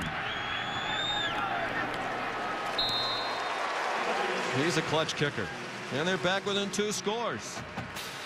5 minutes to go, 3rd quarter. Here's Heather. As you can see, Ronell Lewis is being carted off of the field on a stabilizing board. They've taken their time. They've been very cautious. They've tested his neck. Earlier, I did see movement in both of his arms and both of his legs, but since they've stabilized him to the board, they have not allowed him to move at all. They're going to take him back into the locker room for x-rays and further evaluation. As I mentioned, they're taking every precaution necessary, being very cautious. He is conscious. He is alert. He is talking. I will keep you updated as I get more information. Well, it's good that you saw the movement as well, Heather. A young man who's really developed. Last year, kind of a special teams demon. They nicknamed him the Hammer for his heavy hits on special teams, and now he's evolved as a sophomore into an important part of their defense. He's from a small town in Oklahoma. He didn't play football. He played 8-man football until his senior year in high school. Well, you can see he's gotten better and better. You can see we had this team, the Oklahoma team, the 2nd week of the season, and from then till now you could see that he's gotten better.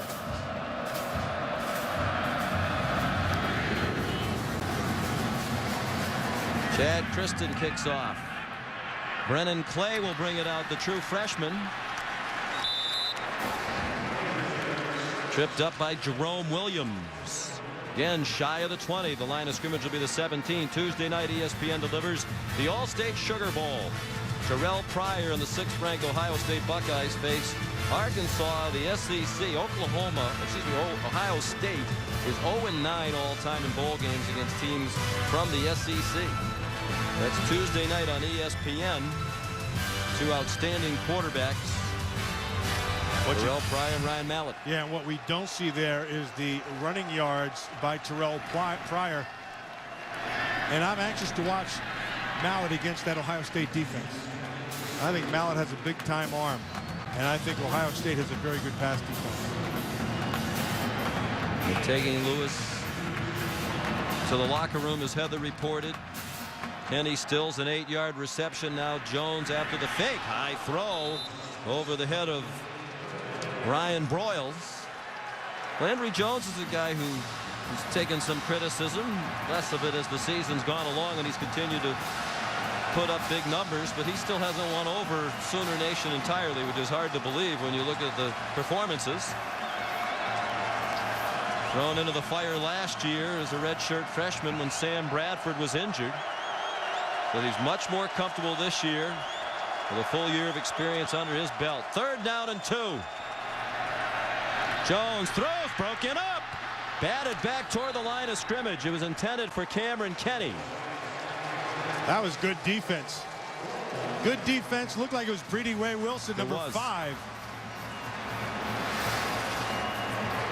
Boy, that could have been an interception, and it could have been a completion back inside because it comes off of on the tip. They could have picked that up and still advanced it for a 1st down. Instead, it's incomplete and forces his 4th. Way will punt for the third time. Called him here in the second half. This Connecticut defense has been excellent. Remember that one of the scores was by the Oklahoma defense in the second half on the pick six by Jamel Fleming. And punt goes out of bounds at the 33-yard line. There's the offense the last two games. Still no offensive touchdowns. 2 interception returns, 2 scores. The kickoff return tonight by Robbie Fry and 5 field goals from Dave Teggart. Joe Moorhead, their offensive coordinator, you can see him right here. And that is a patient man. He's a patient man. He knows what he has. He stays within the confines of what they're capable of doing. This receiving core is not the greatest receiving core. Jordan Todman's their offense. He's started to find some running room, starting with that carry late in the first half that went for 19 yards. He gets 2 there, tackled by Stacy McGee. It's no coincidence that he's getting a little more running room here in the second half, and their offense has been moving the ball a little bit better. Because when he starts running, then the play action pass can come off of it, like Heather Cox said right after the half. And then there's those shots that he takes. Those are the ones they haven't been able to complete tonight.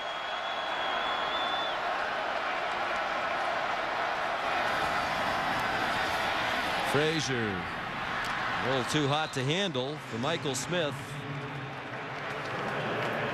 And he's had a dreadful night. He gave up on a ball on a 3rd down long in the first half that it looked like he should have caught if he had been more concerned with the ball than the defender.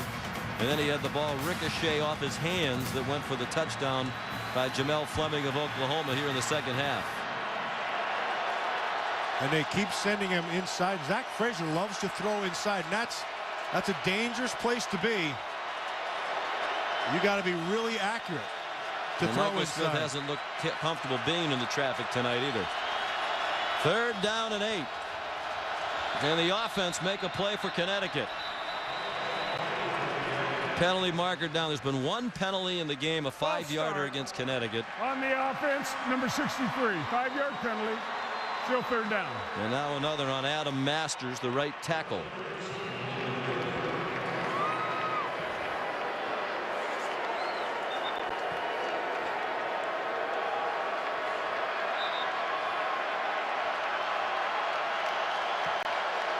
Early, they were having success with the crossing routes, Sean. And they were dragging them across the field, and they have been getting good protection. Let's see if they don't go back to that. Again, the conversation along that offensive line. Frazier, 2 for his last 10, is blitzed and chopped down. Didn't look like a big hit, but he couldn't stay on his feet. Tony Jefferson got enough of him to send him sprawling to the grass back at the 25-yard line. Yeah, they're going to bring him off the slot, and it's a blitz.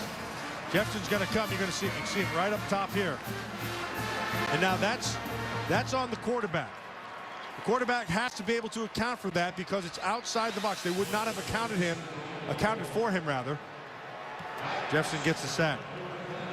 Brent Venables says Jefferson's going to be a superstar if he works hard throughout his career. He's just a true freshman. Bomb of a punt by Cole Wagner. Caught by Ryan Broyles. Picks up some blocks. Lots of running room now. Lost the football, and Jerome Jr. has it for Connecticut. Lawrence Wilson, great hustle, the starting linebacker on punt coverage, ran down Broyles and poked it out, and then another defensive starter, Jerome Jr., fell on the football. And this is what separates Ryan Broyles. Now he has great run after the catch, or in this instance as a punt returner, but he doesn't have top end speed. And that's what gets him. Watch Lawrence Wilson, number 8. He runs him down from behind. Look at that. He smacks the ball. The ball should never have been placed there. There are 4 points of pressure. He violated 3 of them. There's only 1, and that was in his hand. And he feels the pain. Yeah, seen it before in BCS bowl games. Big mistakes have hurt Oklahoma. 57-yard punt, 57-yard return. Now Todman trying to bust one. Gets 9. Jaden Bird took him down from behind. Sean, how about Lawrence Wilson, Matt? Oh, yeah. What a 50th career start. Young man from Tuscaloosa, Alabama. He told us the other day UConn was the only scholarship offer he had from anybody. He said, like you said, no Division II or III. He said, no, I was going to go to a local junior college in Alabama if UConn didn't offer me. He's one of those players who, when he came to Connecticut, their offices were in double-wide trailers. Only 5 years ago, the Connecticut football offices were in double-wide trailers outside the football stadium. Oh, well, that was a young pup, and he grew into the big dog. Not a real big man, however. He'll continue to grow. He'll be playing on Sundays. He has good instincts. He's a good tackler, runs very well, like you saw, catching broils from behind, and great awareness, as you also saw, slapping the ball away. Only John Dorsey back in the early 80s had more tackles as a Husky. Jordan Todman lowers his shoulder and crosses the 35. Demontre Hurst made the tackle, a cornerback. Todman is, after a very slow start, on his way to another 100-yard game. It would be his 10th of the season. He's going to get a breather. Robbie Fry in for him. A minute and a half to go, third quarter. Connecticut trying to make a game of it.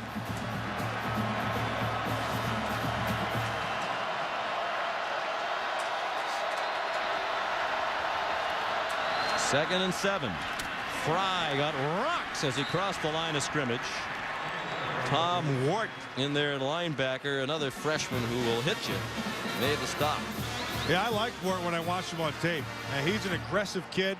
He sees things really well, reads well, and he's a good hitter. Look at that, right where he should be.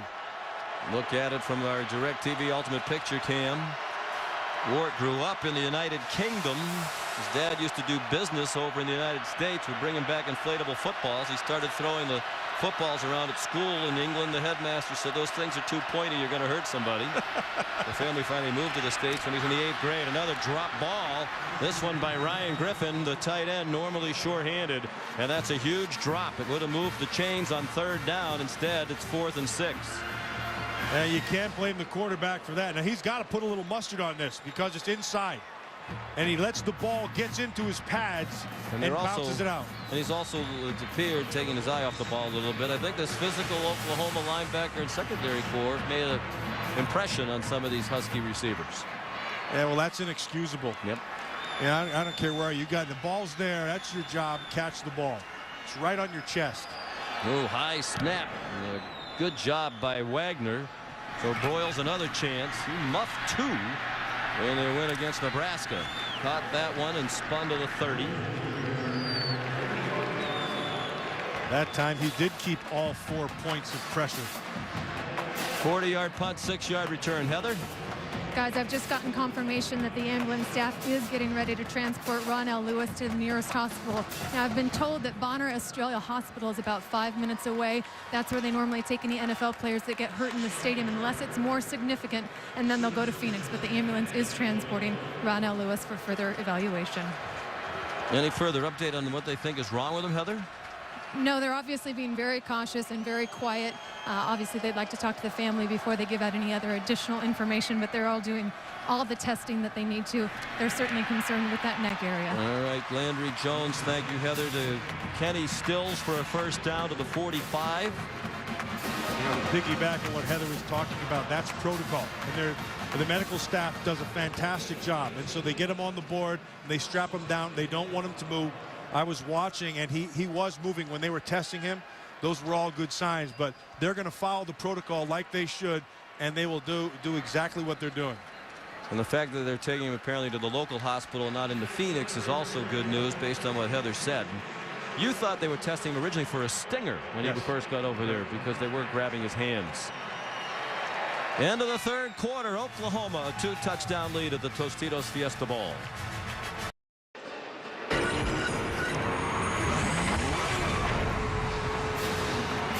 Welcome back to ESPN's presentation of the 2011 Tostitos Fiesta Bowl. We think we've identified the play on which Ronell Lewis got hurt. You can see right in the middle. It's a nice block. He stays on, hits him squared up with his face, and then as he starts to go off, he starts to feel it. Now, the good news is he walked off the field. The bad news is that when they tested him, they must have had something or detected something that would merit the protocol that's been taken. Now that is good news that he walked off. Then they started to test him for a stinger. He has had back problems in the past, missed some time in the preseason with a bad back. So it's Oklahoma ball as we head to the fourth quarter. They lead by 2 touchdowns.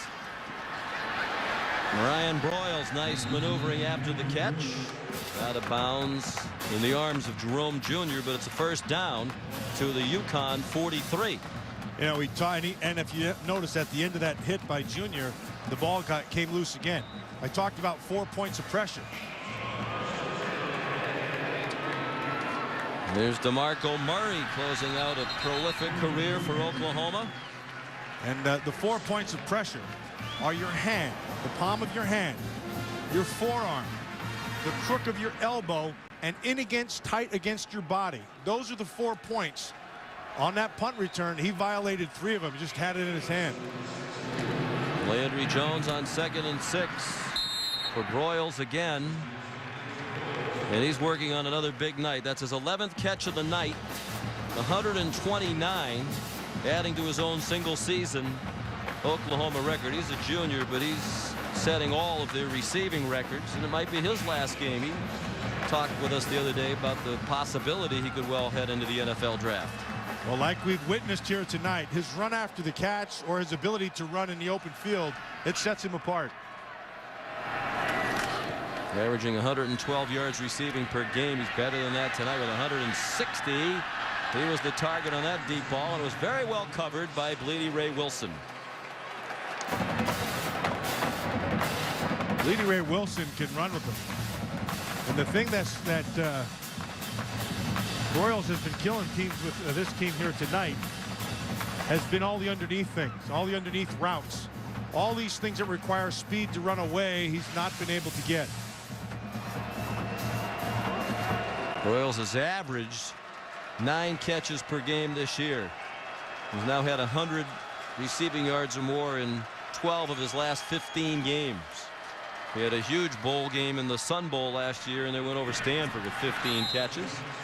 DeMarco Murray, the intended receiver. That'll bring up 3rd down and long, 3rd and 10. They're on the fringe of field goal range, and any points here would be big. It would make it a 3-score game early in the fourth quarter.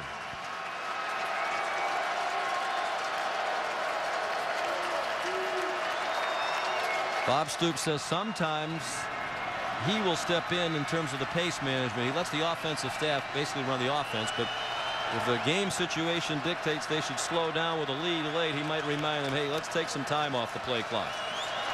Because there wasn't an issue there because the game clock wasn't running. Pass is complete, but for a very short gain to the 30. The Trey Franks, Gary Wilburn chased him out. That would make it about a 47 or 48-yard field goal. And if they try it and make it, it would be the longest field goal of the year for Oklahoma. They've used 2 different field goal kickers. Jimmy Stevens has handled most of them. Patrick O'Hara has the stronger leg. They are going to stick with Stevens.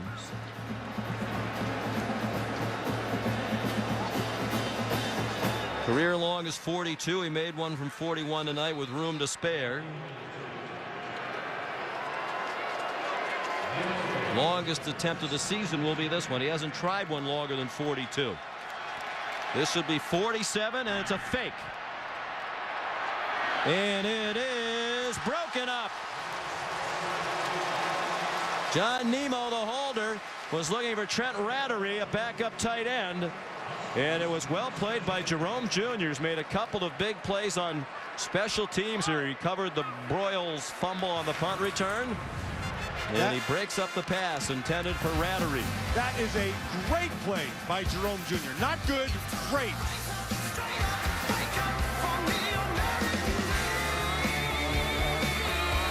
Randy Edsall realizes that play has kept his team in the ballgame. All right, Steve, thank you. Here in Glendale, we just had a big play by Jerome Jr., starting safety for Connecticut, bringing up a pass on a fake field goal try by Oklahoma to keep it a 2-score game. The time's running out for this Connecticut offense. Zach Frazier all day to throw, going deep down the sideline and too high for Todman. Let's go back and take a look at that fake field goal from our DirecTV Ultimate Picture Cam. I want you to watch both the receivers, and 15 and 32. That's Lutras 32 and Jerome Jr. 15. They're going to cross it. And Lutras tries to jump him to the outside. Here's his coverage to the inside. But Jerome Jr. stays on top of his coverage. The middle was wide open. Watch Jr. recover, get his head back, and pull the ball out. That's just a fantastic play. 5 tackles, a fumble recovery tonight for Jerome Jr., a sophomore. Jordan Todman carried for 4. Here comes another big third down.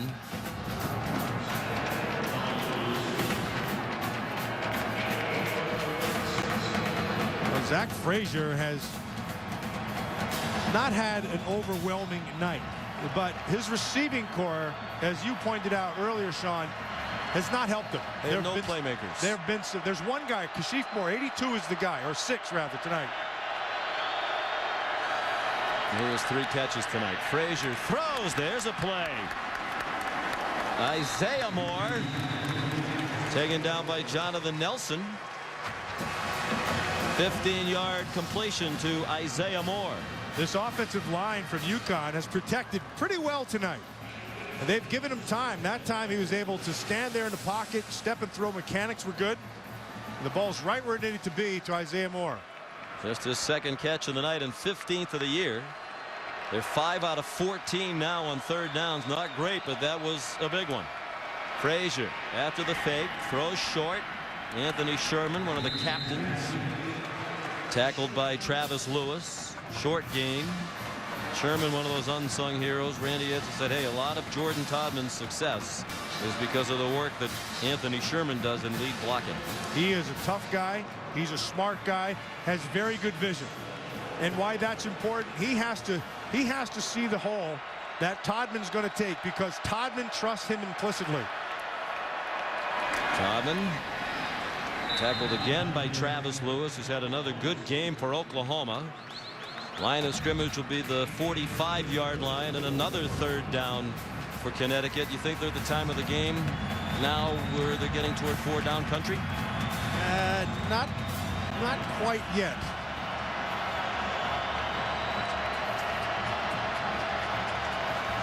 Although defensively, Sean, the key to managing the game, you have to read both sides. Defensively, they've played pretty well here in the 2nd half.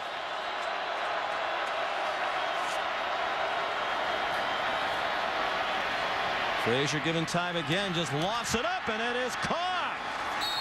Now dropped. I guess he never fully had possession. Kashif Moore looked like a receiver was finally going to make a big play tonight for Connecticut, but he couldn't hang on with Nelson and Hurst in coverage. He goes up and he has control. Oh, and then Nelson batted it out. And looks. And then it was a battle because it hadn't hit the ground yet until the very end. Oh, there it's on the ground there. Yeah. Yep. Good work by Jonathan Nelson. And a good effort by Kashif Moore. So here's Wagner. Randy Edsall decides to punt. Try to pin them deep. Broyles lets it bounce. And now fields it and gets walloped out of bounds at the 12-yard line by Ryan Griffin. Landry Jones will have the ball. A 2-touchdown lead, 11-14 to go when we come back to Glendale, Arizona. ESPN College Football, the Tostitos Fiesta Bowl, is brought to you by Tostitos Lay's Classic and Sun Chips. We make them natural. You make them fun. The G Series, Prime, Perform, Recover. The Touchdown Big Box, only at Taco Bell. And Discover, it pays to discover, official card of the Bowl Championship Series. Tonight's aerial footage provided by MetLife. With strength and security, MetLife can help you tackle whatever comes your way with guarantees for the if in life. Oklahoma back at its own 12-yard line, but leading by 14. 11-14 to go. Landry Jones fires quickly to Kenny Still. Stills tackled by Scott Luttress. Some celebrity power on the Oklahoma sideline. On the left, Toby Keith, country music star, and on the right, Arizona head coach Mike Stoops, the brother of Oklahoma's Bob Stoops. Old Toby Keith, one of his songs is "How Do You Like Me Now?" And the only reason I know that is because they told me down in the truck. But yeah, Bo Garrett, our producer, is a big country music fan. Stills down on the ground, might be a cramp. Our director is Mike Roig. Our consultant is Elvis Presley. Blue suede shoes. Now that's a country song. Some interesting outfits in the crowd here tonight. Better than 67,000 on hand. There's Cher. This New Year's night, as we conclude a terrific day of college football action on the ESPN family of networks. Stills, the outstanding freshman with 8 catches tonight. Landry Jones is not afraid to throw the ball around. He has 5 receivers with 25 or more catches. If you're open, he'll find you. He's thrown for 365 tonight. That's his 13th game of 300 or more passing in 24 starts. More than half the time he's going to throw for 300. And good coverage by Lawrence Wilson. Intended receiver James Hanna. And give these Pac-10 officials credit tonight. They've let them play. Well, they've been very consistent. They have let him play. And I think that's just good coverage there by Wilson, number 8. Good time to throw. Ball's inside. He comes from the top down. It looks like it's good defense. And it's been good defense here in the second half by Connecticut. They've held Oklahoma to 14 points. And, of course, the Oklahoma defense scored one of those touchdowns here in the second half. Timeout. University of Connecticut. Timeout number 1. Well, you hate to do that if you're Randy Edsall. Down by 2 scores. The timeout's so precious, and the clock was stopped. They also know how important it is to stop this 3rd down and 5. Monday night, ESPN delivers the Discover Orange Bowl in South Florida. 2 of the top quarterbacks in the nation head-to-head. The Pac-10 Player of the Year, Andrew Luck in Stanford, against the ACC Player of the Year, Tyrod Taylor in Virginia Tech. The Discover Orange Bowl Monday night on ESPN. Of course, the backstory there with coverage beginning at 8. Will it be Jim Harbaugh's last game at Stanford? Lots of rumored destinations should he choose to leave Stanford. What a season for Virginia Tech. 0-2 and then 11 straight wins. What a heck of a game in the ACC championship game Tyrod Taylor had. He beat him with his arm. He beat him with his legs. He was just as good as I've seen him play. If he carries that over, he gave himself a trophy just like this. When you won the Fiesta Bowl in '77, was that the trophy? That looks kind of new. Yeah, I got a pat in the back from Joe, and don't let the door hit you on the way out. That's what you got. Hey, there's my trophy. That hat. Looks good on you, though. Enjoy the soup. 3rd down and 5. Jones fakes one way, now goes deep, and the receiver has it. Cameron Kenny, another big catch for Oklahoma. Boy, has he come on in the last 3 ball games for the Sooners. Harris Agbor the tackle, but it's 36 yards on the completion to Kenny. Well, this is the matchup that he liked early in the game, and that's where he's gone all night long. When he's needed a big play, he's gone after Gratz on the outside. Now Broyles, run down by Scott Luttress. At the 39, here's Heather Cox. Guys, it's been a tough second half for Ryan Broyles. He's gotten sick 3 times on the sideline over the last 10 minutes. Yet, as you see, he continues to perform on the field. He turned to me before the last time he came out on the field, gave me a thumbs up, continues to go. Kenny Stills also tested that left ankle, good to return. Whoa, dangerous throw.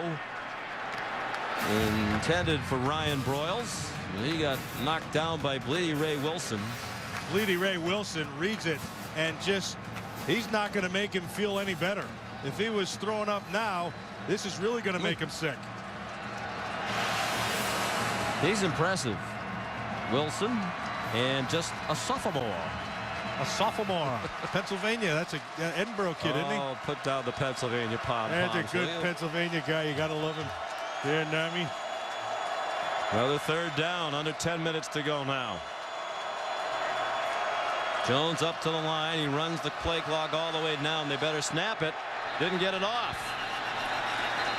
First penalty of the night against Oklahoma. On the offense, number 12, 5-yard penalty, still third down. Which is very rare Correction. Timeout, University of Oklahoma, prior to the delay of game. Well, apparently they got it from the sideline just before the play clock ran out. Yeah, they did. And I saw the side official, and he had the call. He just had to report it to the referee. So each team with 2 timeouts remaining. Randy Edsall doesn't like it.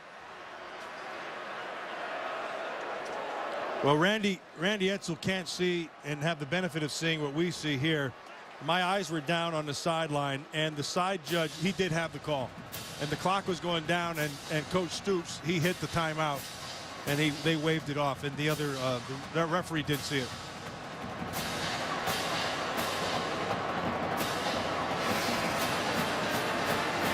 Now he's watching the clock, and so he's yelling at it. See, he's yelling down the sideline, and he had it. Well, you see the official had trouble getting the whistle in his mouth. That might have been part of the problem. Well, he should have put that hot dog away. There was no whistle sounding. I mean, that's why I think everybody in the stadium thought it was just delay a game. He had a hard time getting the whistle up to his mouth.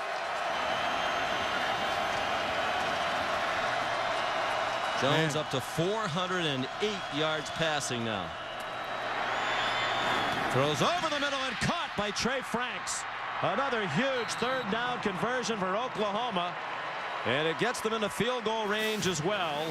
C.O. Moore made the tackle after a 20-yard play. And another timely throw to just a freshman on the inside. And again, he beats Gratz to the inside. And Franks, like I said, just a freshman. Boy, they have some talented young players here. And Connecticut had to call a timeout as they had a player, C.O. Moore, who was just running to get back on defense. But down by 2 touchdowns with 9.5 to go. They've burned 2 timeouts on defense. Looked like Randy Edsall wanted to strangle himself with that cord for a second, but I think it was just a tape issue. Timeout.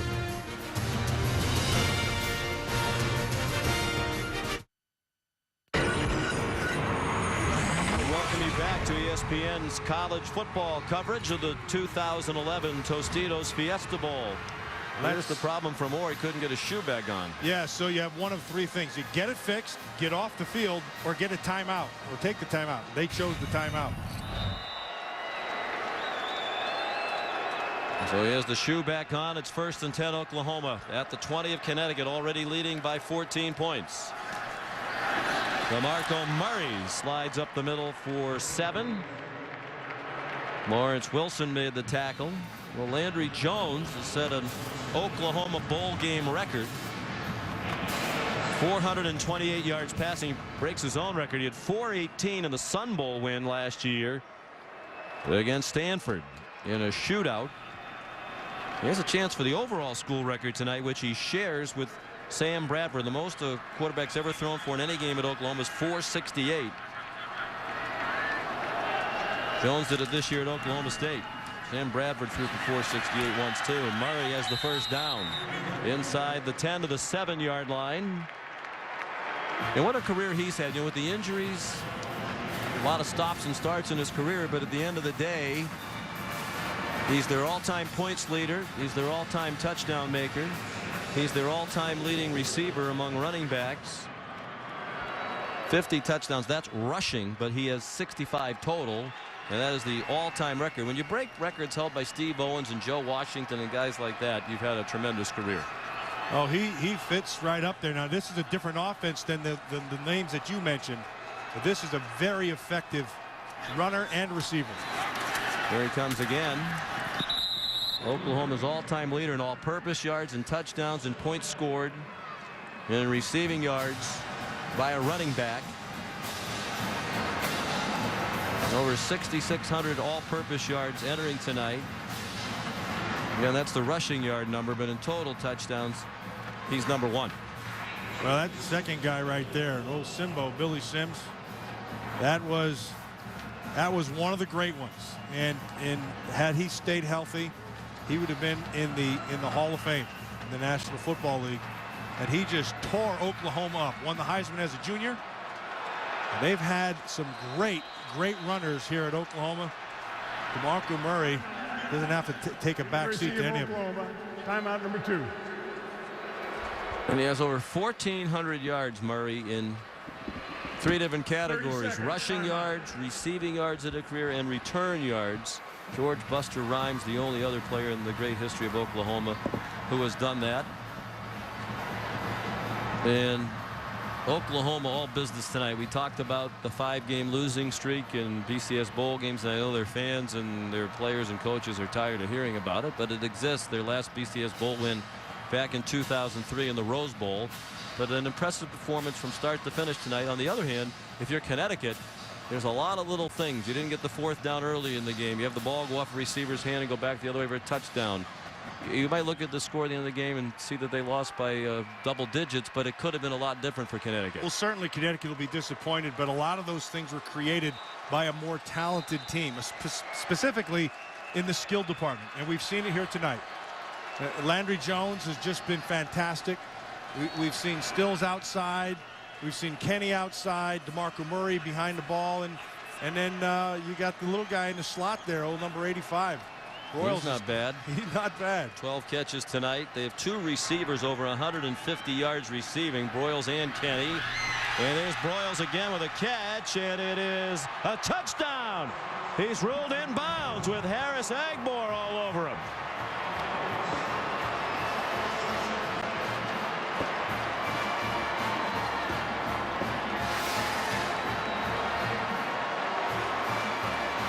Yeah, he got the foot down. He did. Wow.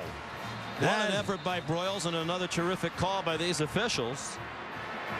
That foot's down and it's inbounds. They're going to review it, but that's going to stand. He has possession all the way to the ground. Wow. Did you see the position of both officials? Right where they had to be, right on the end line. One coming down the side from the sideline. You'll see him coming from the left side of your screen. There's the foot inbounds. Yeah, he's in all the way, and he has control all the way through the catch. And here comes the official there. And then behind him was the other official. He was standing and had his eyes right on it, right down the line. Well, Ryan Broyles tonight, if it stands, and we certainly expect that it will, has 13 catches for 170 yards and a touchdown in what might be his last game. He's a junior. He now has 247 career catches, over 3,400 receiving yards, and 35 receiving touchdowns. All of those are Oklahoma all-time records, and he could have another year at Oklahoma if he wants to. 17th career 100-yard receiving game. Firm play results on a touchdown. Young man who got off to a difficult start was arrested, involved in an episode of a gas station. He got free gas, was charged with theft, and he had a couple of long heart-to-hearts with Bob Stoops. He said, you know, there's 2 ways this can go. You're going to clean it up, or you're going to be out of this football program. And to his credit, he's cleaned up his act. We've talked to him a couple times. You're a very likable young man. Oh, very much. Great personality, effervescent, has a big smile. You know, he's just one of those guys you kind of like to be around. Once committed, actually a couple times committed to Oklahoma State. He kept going back and forth during the recruitment. Finally settled on his hometown universities from right in Norman. Ryan Broyles. Extra point good by Stevens. 21-point game here. When we come back, we'll preview the BCS National Championship game on January 10th between Auburn and Oregon.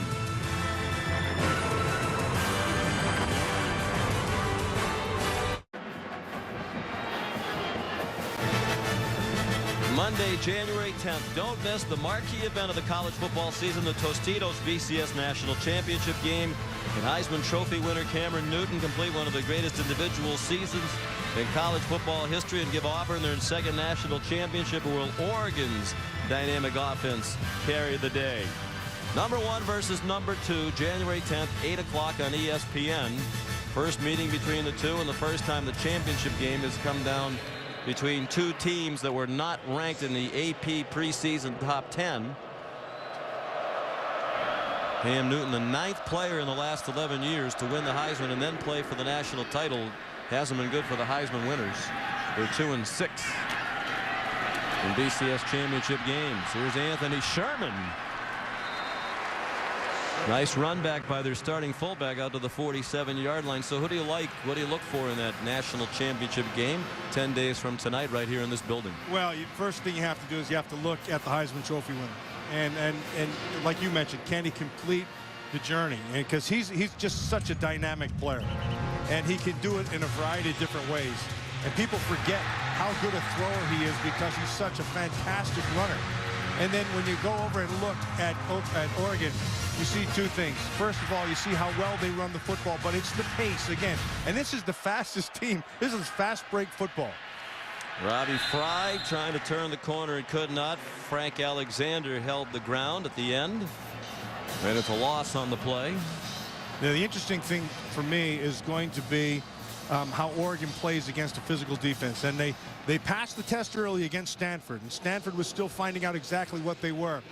But now you come against an SEC defense with all of its speed, and so that's going to be the fun part for me. SEC has won its last 6 BCS championship games. There's Anthony Sherman out of the backfield. Nice move after the catch. Tom Ward finally wrestles him down at the 15-yard line. His nickname should be the Sherman Tank, because he doesn't go down easy. And he's a powerful guy, and he's niftier than you think. He's good feet, big, thick, strong kid. They're going to miss him here. Yeah. Leadership as well. Team captain, senior out of North Attleboro, Massachusetts. Now Todman down to the 13-yard line, a pickup of 3. He's up to 103 yards. So if it's his last game, he's going to go out with a 100-yard night. You know, the thing with Sherman is, you know, at the next level, they're not really, the fullback is not the staple that it used to be. But this kid, he can play the U. That's the extra tight end. He's a guy who does the movement. He catches the ball well out of the backfield. He can block for you in the backfield. Good pass protector. There's a role for him at the next level. He's going to play in the East-West game as well for the NFL scouts. Frazier sacked Frank Alexander, the junior from Baton Rouge, Louisiana. Took him down to the grass. You're going to watch Alexander. He's going to come off the left side, and it's really not a hard block to beat since nobody blocked him. And that's just poor there by Ryan, 71, the left tackle. 7+ quarters without an offensive touchdown for Connecticut. They are back to the 22 now. Set up a screen for Fry, looking for help.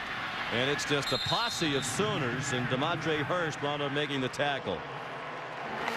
Boy, this defense can run, and they're hard to beat side to side. That's one of the things Brent Venables, their coordinator, said. We have terrific speed laterally, and that's been on display tonight. Well, the parts of the defense that really run well are their linebackers and their secondary. But usually safeties aren't necessarily the fastest, but this group, that Carter, he can go. 4th down and 16. They're going for it. And Frazier's pass over the head of Michael Smith, who didn't seem to know the ball was coming. Aaron Colvin, a true freshman, had coverage, and Oklahoma takes over on downs.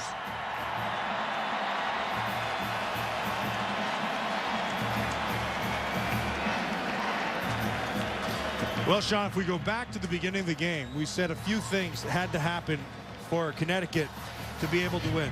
We said something good had to happen early, and that didn't. In fact, it went the other way on them. They were down early, 14 points. Then we said they had to be physical, and they had to be physical in their offense and defensive lines. And Oklahoma handled them on both sides of the ball. And then Todman had to have a big night, which he did. And then Frazier had to have probably his best game, which he didn't. And again, the receiver corps did very little to help. Marco Murray. Tough run. Harris Agbor made the tackle.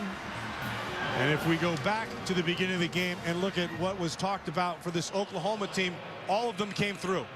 We talked about the triumvirate, the 3 players who had to play well for them as there's a flag down. But DeMarco Murray, he came through. Landry Jones. After the play, personal foul on the defense, number 15. 15-yard penalty, first down. That's on Jerome Jr. And then the last one, of course, is Broyles, who's just had a fantastic night. And we talked about Landry Jones and his quick release, and that was evident, as was his accuracy. And then Murray, the balance that he had between catching the ball and running the ball. He showed that all night. And then, oh, by the way, there's this kid named Broyles. He's pretty darn good.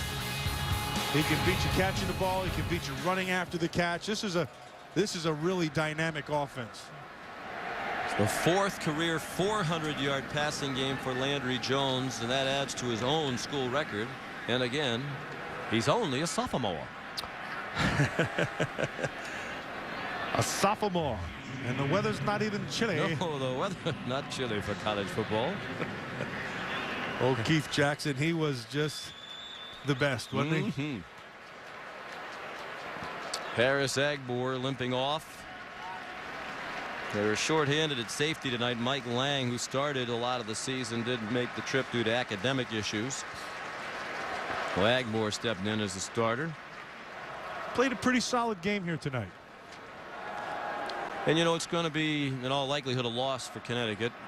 But a pretty good effort. You know, they hung in there. It looked like they were going to run out of the building early. They were down 10 at the half. They had a chance to make a game. If it could never quite get that big play or two to really put the pressure on Oklahoma. Well, but it's the Big East that's taken a lot of abuse. And once again, if you look at the record this year, the Big East is going to be 3-2 even after this loss in bowl games. And year in and year out, the Big East has a winning record in bowl games.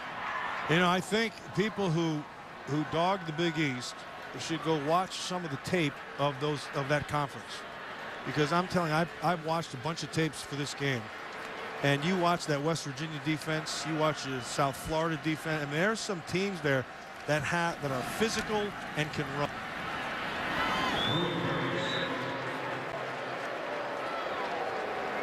Of course, this is only one standard of measure, but Randy Edsall and his colleagues in the Big East can be very proud of this record. They'll be 3-2 after tonight with this loss. Pittsburgh still has a bowl game to play against Kentucky, but that's a winning record every year since 2006 for the Big East.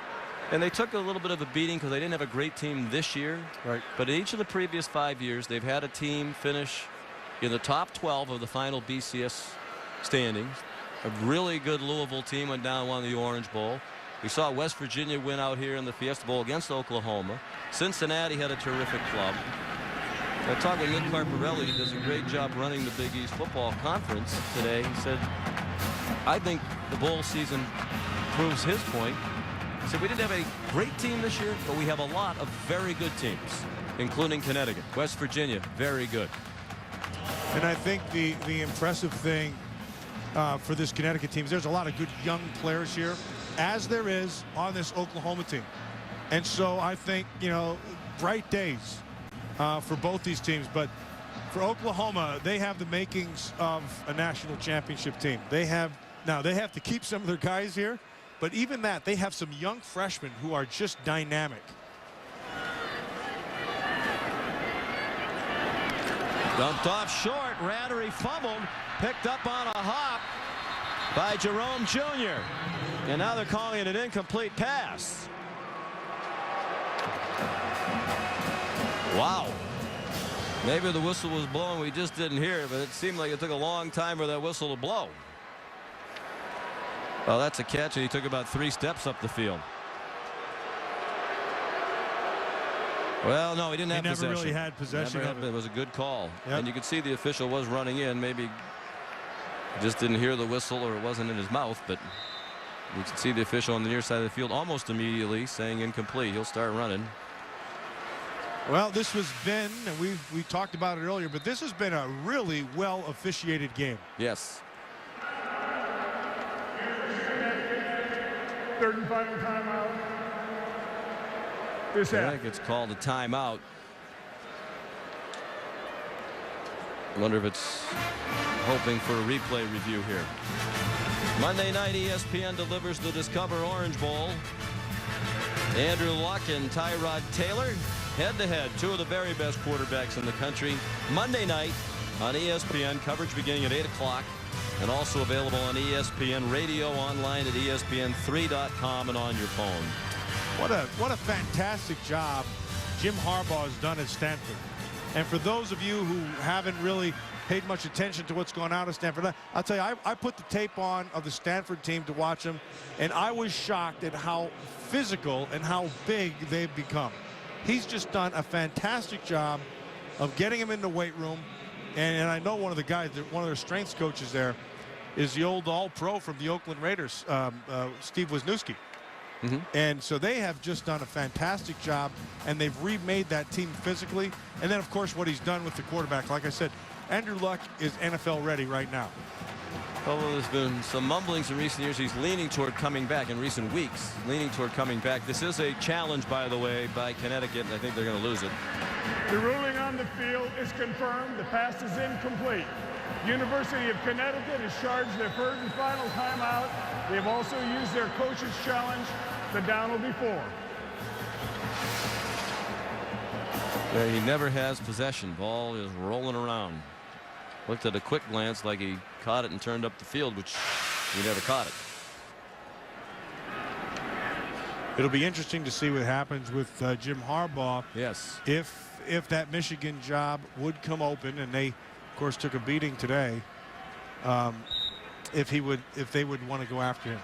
Well, you would think they would want to go after him if they're going to make a change. Dave Brandon said he wanted to wait for the end of the season. He's the athletic director of Michigan, to evaluate the entirety of the season. Well, if the coach was trying to save his job today, it wasn't the kind of performance by the team that is going to help his cause. Way's punt is down to the 7-yard line. It was a tough day all the way around for the Big Ten. Florida sent Urban Meyer out a winner with a victory over Penn State. Michigan had its worst bowl loss ever against Mississippi State in the Progressive Gator Bowl. Alabama annihilated Michigan State. Mark Ingram, a couple of scores. Northwestern rallied. They were way behind, made it respectable, but lost to Texas Tech.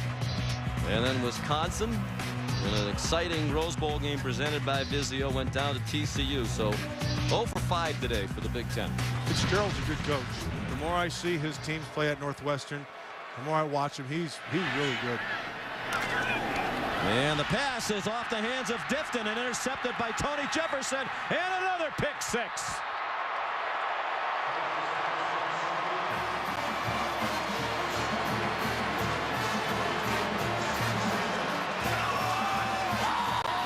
Two interception returns for touchdowns for Oklahoma tonight, and both of them hit Connecticut receivers. This one returned 22 yards by Tony Jefferson, the true freshman.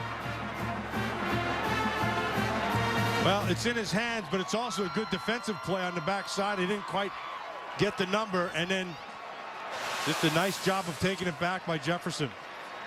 His second interception of the season. He's out of Chula Vista, California, in Southern California, San Diego area.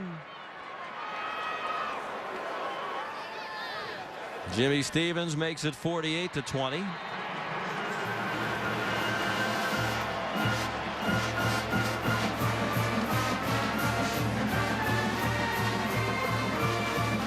Pick sixes in the game. Connecticut had one earlier by Dwayne Grath. Coming up after the game tonight. Stay tuned for the Ford BCS postgame show. And remember to log on to bcstailgate.com for your chance to win the ultimate tailgate F-150. You know, Sean, as you watch this UConn team, and they like what they had in Jordan Tobin running the football, but they never trusted their quarterback position. It wasn't even Zach Frazier. It was they went through a bunch of them this year. They played 3 different starting quarterbacks this year. Right, and they never were comfortable with where they were in the passing game. Well, in defense of Frazier tonight, he got almost zero help. I was going to say, you know, even.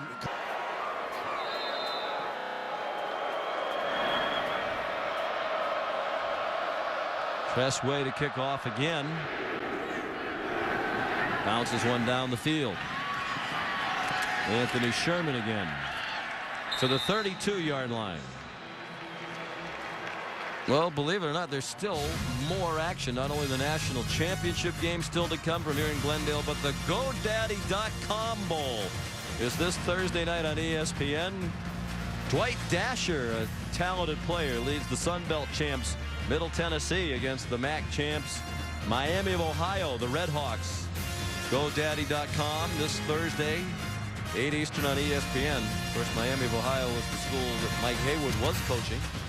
Took the Pitt job. And they've hired Don Treadwell, the Michigan coach. State offensive coordinator at Miami of Ohio. Of course, Mike Haywood fired today after being arrested yesterday on a domestic assault charge in Indiana. Jordan Todman runs out near the 50. I want to go back to Jim Harbaugh for 1 second. You spent a lot of time in the NFL. I would think if Jim Harbaugh wants to stay in college football and if Michigan wants him, then that's where he's going to go. I mean, that's his dream job. He grew up there, played there, has great affection for the school and a lot of friends back there. But there are also NFL teams that have expressed interest, supposedly. His name's come up in Carolina, San Francisco, to name just a couple. Well, he has such a good pedigree in coaching, number one. He comes from a coaching family. And then he's been around the National Football League, played for a long, long time with great success. And then he's made his mark now in college football. So he's got the best of all the worlds. I think he'd be a fantastic choice no matter where. He has head coaching experience. And there's something about the head coach. It's more, it's not X's and O's. It's about managing people. And it's about managing your staff and getting your team ready and those type of things. And he's demonstrated that. Just think his personality is so fit for college football. And he's a great recruiter. He's so personable. He has that gung-ho school spirit attitude. Chief Moore the catch. They're driving nicely here after a reception by Griffin. It's Moore with a minute and a half to go. You know, Sean, he's got a lot of his brother, and which of course comes from his dad. But you know, when I watch him, he's got a lot of Mike Ditka in him, and I like that. I'm a big fan of Ditka. Yeah, I'm a big fan of Jack and John Harbaugh too. Two of the finest people you'd ever meet, not just in coaching, in any walk of life. Well, John has his team poised to make a run here. Yep. 3 years in a row he'll have them in the playoffs. They're thinking about the Gatorade bucket on the Oklahoma sideline. Undoubtedly this has to be a burden lifted. You know, Bob Stoops didn't want to talk about the 5 straight BCS Bowl losses, 3 of them for national championships. But it's nice to have that thing off the list of things they can cross off, talk about. Ooh. Looked like Griffin might score that elusive touchdown for the Connecticut offense, but he was tripped up at the 6-yard line. They don't want to play the entirety of their last 2 games of the season without an offensive touchdown. Todman down to the 5. Of course, the future is interesting in the Big East with TCU joining the year after next. That will shake things up. That is a talented team, as we saw this afternoon. Beating Wisconsin, that was a good game. Wisconsin, of course, tried to go for the 2-point conversion, did not get it, did not get the onside kick, but Frazier throws, and it's incomplete, intended for Kashif Moore. Yep, they're ready for the old stalking bucket. Gatorade bucket.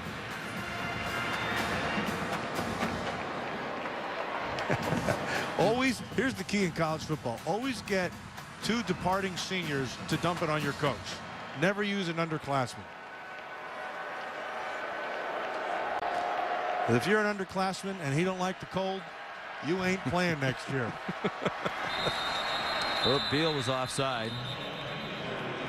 And think back to the story Bob Stoops told us earlier in the year when we were out there for the Florida State game. On the defense, number 44 across the neutral zone, threatened the offensive formation. Half the distance to the goal, still 3rd down.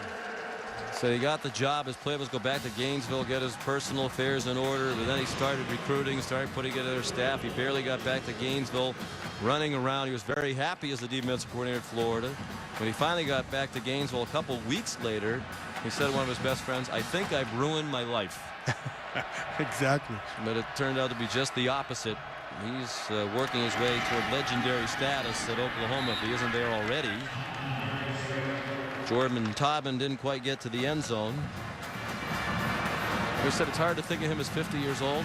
I didn't realize as we got ready for this game that they've had a lot of young coaches.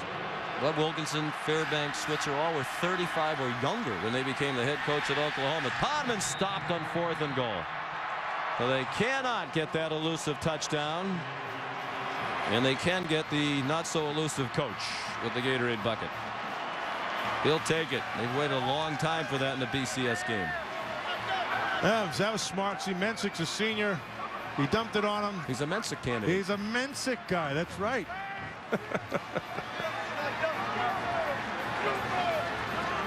Because they won a bowl game last year, but the Sun Bowl, but it's their first BCS bowl win since 2003. 5 straight losses since that Rose Bowl win. And for Oklahoma, 26 bowl wins now in 44 bowl appearances. And a nice bounce back season. And meanwhile, a huge step for the Connecticut program. Only fully up to the 85 scholarships you're allowed in FBS football in 2002. And in a BCS bowl game. Jones takes a knee. And Oklahoma will finish the season at 12-2. And Connecticut 8-5. Those two have known each other a long time when they were assistant coaches. Stoops at Kansas State, Edsel at Boston College. They used to recruit South Florida. Ran into each other a lot, got to know each other. And Bob is with Heather. Coach, congratulations on the win. At what point did you know this would be a special night? When we took a knee at the end. I don't ever, when you're out there coaching, you don't, you're playing to the end. And, kids did a heck of a job. Players deserve the credit, and I'm proud of them. Randy's got a great team at Connecticut, so we had a good game. They had some big plays with the interception, and then the kickoff return against us. Hung around, but our guys kept playing well. How was your defense able to hold UConn's offense without an offensive touchdown this entire game? They played really well, really solid. They had their plays, which they're going to, but thought we played the run game, really well. They worked us a couple of drives, but overall, that's where it started. And then, we got some big turnovers and got pressure to them. Coach, this is your first BCS Bowl win in 6 tries. How much is there a feeling of relief and redemption right now? That's not a, I don't have all that like everyone else wants to talk about. In the end, as I put it before, I said if you want to be technical about it, we've lost 3 national championships and our last 2 BCS Bowls. So I look at it that way. But in the end, hey, it's good to win.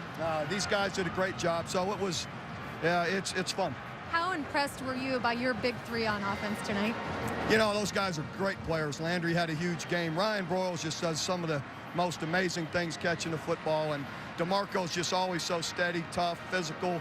Proud of all of them. Coach, go enjoy the win. Congrats. Thank you, Heather. Appreciate it. You can tell that 5-game losing streak still does rankle him a little bit. Just a tad. Might have said it's no big deal, but I'm thinking he's be happy that he will not have to answer a question like that again anytime soon. He'll have to answer again in the press conference. We'll see how he deals with it then. Well, Heather asked him about the big 3, and they were huge tonight. Jones threw for 429 yards, an Oklahoma Bowl record. Ryan Broyles at 13 catches, 170 yards, and DeMarco Murray 93 yards rushing on 25 carries. And they get a big 4 tonight on offense because Cameron Kenny had 7 catches for 154 yards and a touchdown. Well, he had a lot of help. You had Trey Franks, the wide receiver. You had Stills on the outside. And again, I'll go back. We know what the big 3 could do. But they're a lot more talent here, and they're young, and they are going to be around for a while. There's a reason why they were #1 earlier in the season. Here's Heather. And we've got 2 of the 3 here. Landry, congratulations on the win. How much pressure were you feeling to really rewrite the BCS Bowl history for your team? You know, it's just a great feeling coming out here and winning a bowl game for us, especially a BCS bowl with just our past and just losing so many of them. Just winning one for the program and winning one for OU and Coach Stoops and all those guys. And it's just a great feeling right now, you know. This team told me that this week you guys watched tapes of some of those BCS losses at the hotel. How much did that motivate you? Motivated us a lot, man. It made me mad personally, just seeing those things, and then just motivating us, knowing that we came into the same situation a couple times and came out with the losses, and just getting it done tonight. It was just a great feeling right now to win the game. Congratulations, you got it done with a lot of great passes to your teammate Ryan Broyles. Ryan, congratulations. Is this your last game in an Oklahoma jersey? It's not time for me to decide yet. I'm soaked up on this win. Enjoy this night with the guys. What type of message were you trying to send to the team, to everybody watching out there about Oklahoma football? It's redemption. You know, it's about time we get a win. Just going to soak on this win, and we're looking forward to what comes. And you made it look easy, despite the fact that I saw you actually get sick on the sideline several times throughout the evening. How did you persevere? Just put my body on the line for this team. You know, football is a physical sport, so I know it's all about the team. Speaking of the team, that third member of that triple-headed offense, DeMarco Murray, congratulations on an incredible performance out here. How did you guys get it done? You know, we just prepared the way that we were supposed to. You know, all week, you know, we prepared like the last 3 or 4 weeks of the season. You know, we worked hard. You know, we fought through a lot of things, and we just got it done. Could you have scripted a better way to finish your senior season? Not at all. You know, I've waited 5 years to play in one of these, and, you know, I'm blessed, and God has put me through so much. He's brought me up and brought me down, and, you know, like I said, I'm blessed to play in one of these, and my last game being a win, especially at the BCS. You know, I love my teammates. I love this program, and I'll never forget this win. Go enjoy it. Congratulations. Back to you, Sean. All right, Heather, thank you. Congratulations to the Oklahoma Sooners. Final score, 48-20. The Sooners are your Tostitos Fiesta Bowl champs. Stay tuned for the Ford BCS postgame show right after these messages. The Ford BCS postgame show is brought to you by the new 2011 Ford F-150. Built Ford tough.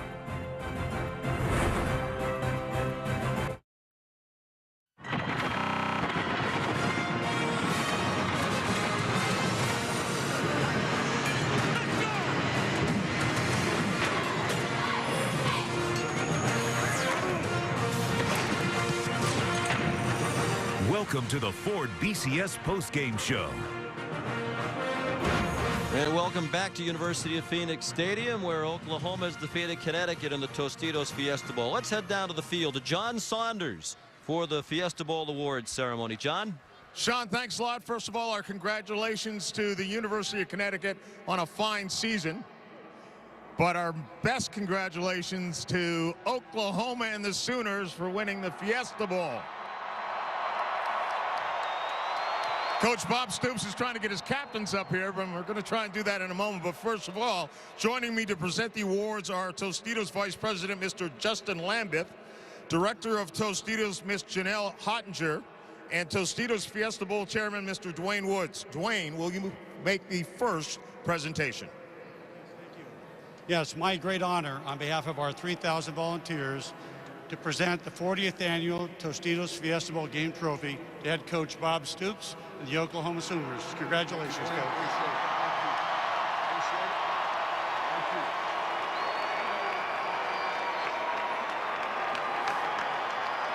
Bob,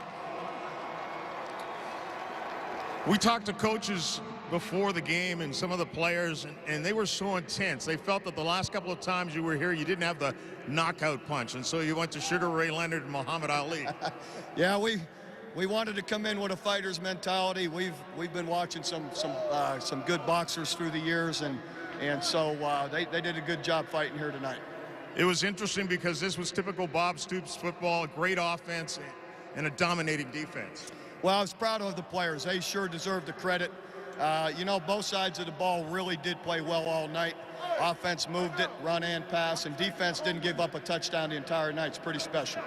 The other thing that people like to make a lot of is the fact that you guys lost 5 of these in a row, but the way I look at it, to lose them, you got to be in them, right?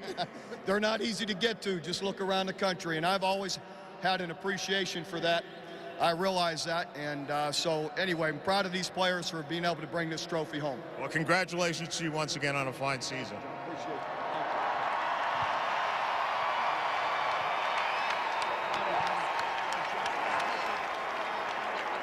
And time now to hand out the Defensive Player of the Game award to Jamel Fleming, who had an interception return for a touchdown and 7 tackles, one of 2 interception returns for touchdowns your team had.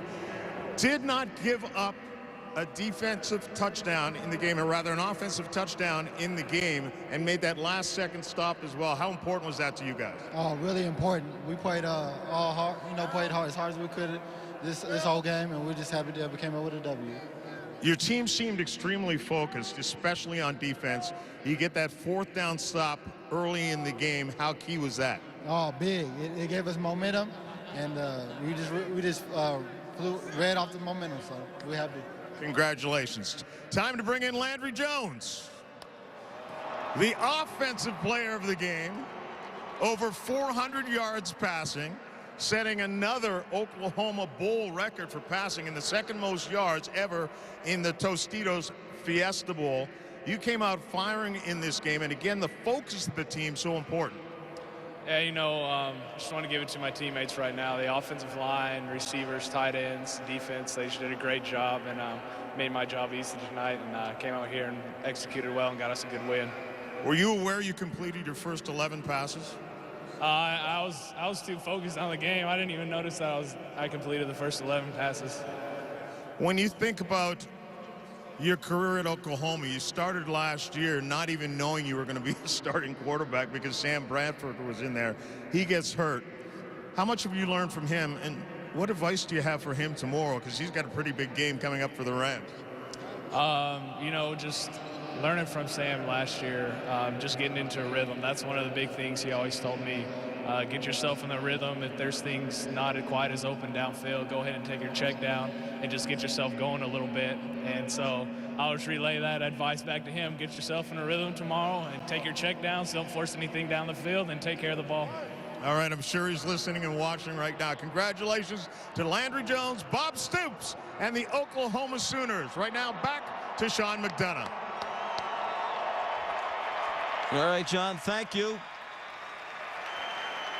We'll be back with more of the Ford BCS postgame show from Glendale, Arizona, right after these messages.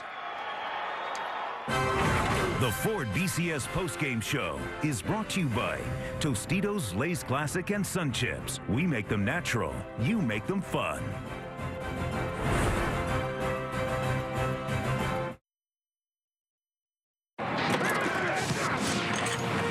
Welcome back to the Ford BCS postgame show.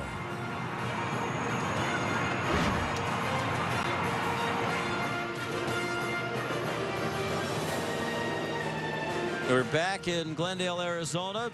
2011 Tostitos Fiesta Bowl goes to Oklahoma 48-20 over Connecticut. All 3 of the big 3 starred tonight. Landry Jones completed his first 12 passes. Wound up throwing for 429 yards. Only Browning Nagel of Louisville threw for more yards in a Fiesta Bowl back in 1991 against Alabama. DeMarco Murray, finally healthy and able to play in his first BCS bowl game as a senior. He was outstanding, and Ryan Broyles had 13 catches for 170 yards and a touchdown. Congratulations to Bob Stoops in Oklahoma, and thanks for watching the Ford BCS postgame show. Final score, Oklahoma 48, Connecticut 20. The Sooners are your 2011 Tostitos Fiesta Bowl champs. Sports Center next here on ESPN, the worldwide leader in sports. For Matt Millen, Heather Cox, John Saunders, Jesse Palmer, and our entire crew, Sean McDonough saying so long from Arizona. Happy New Year, everyone. Now Sports Center.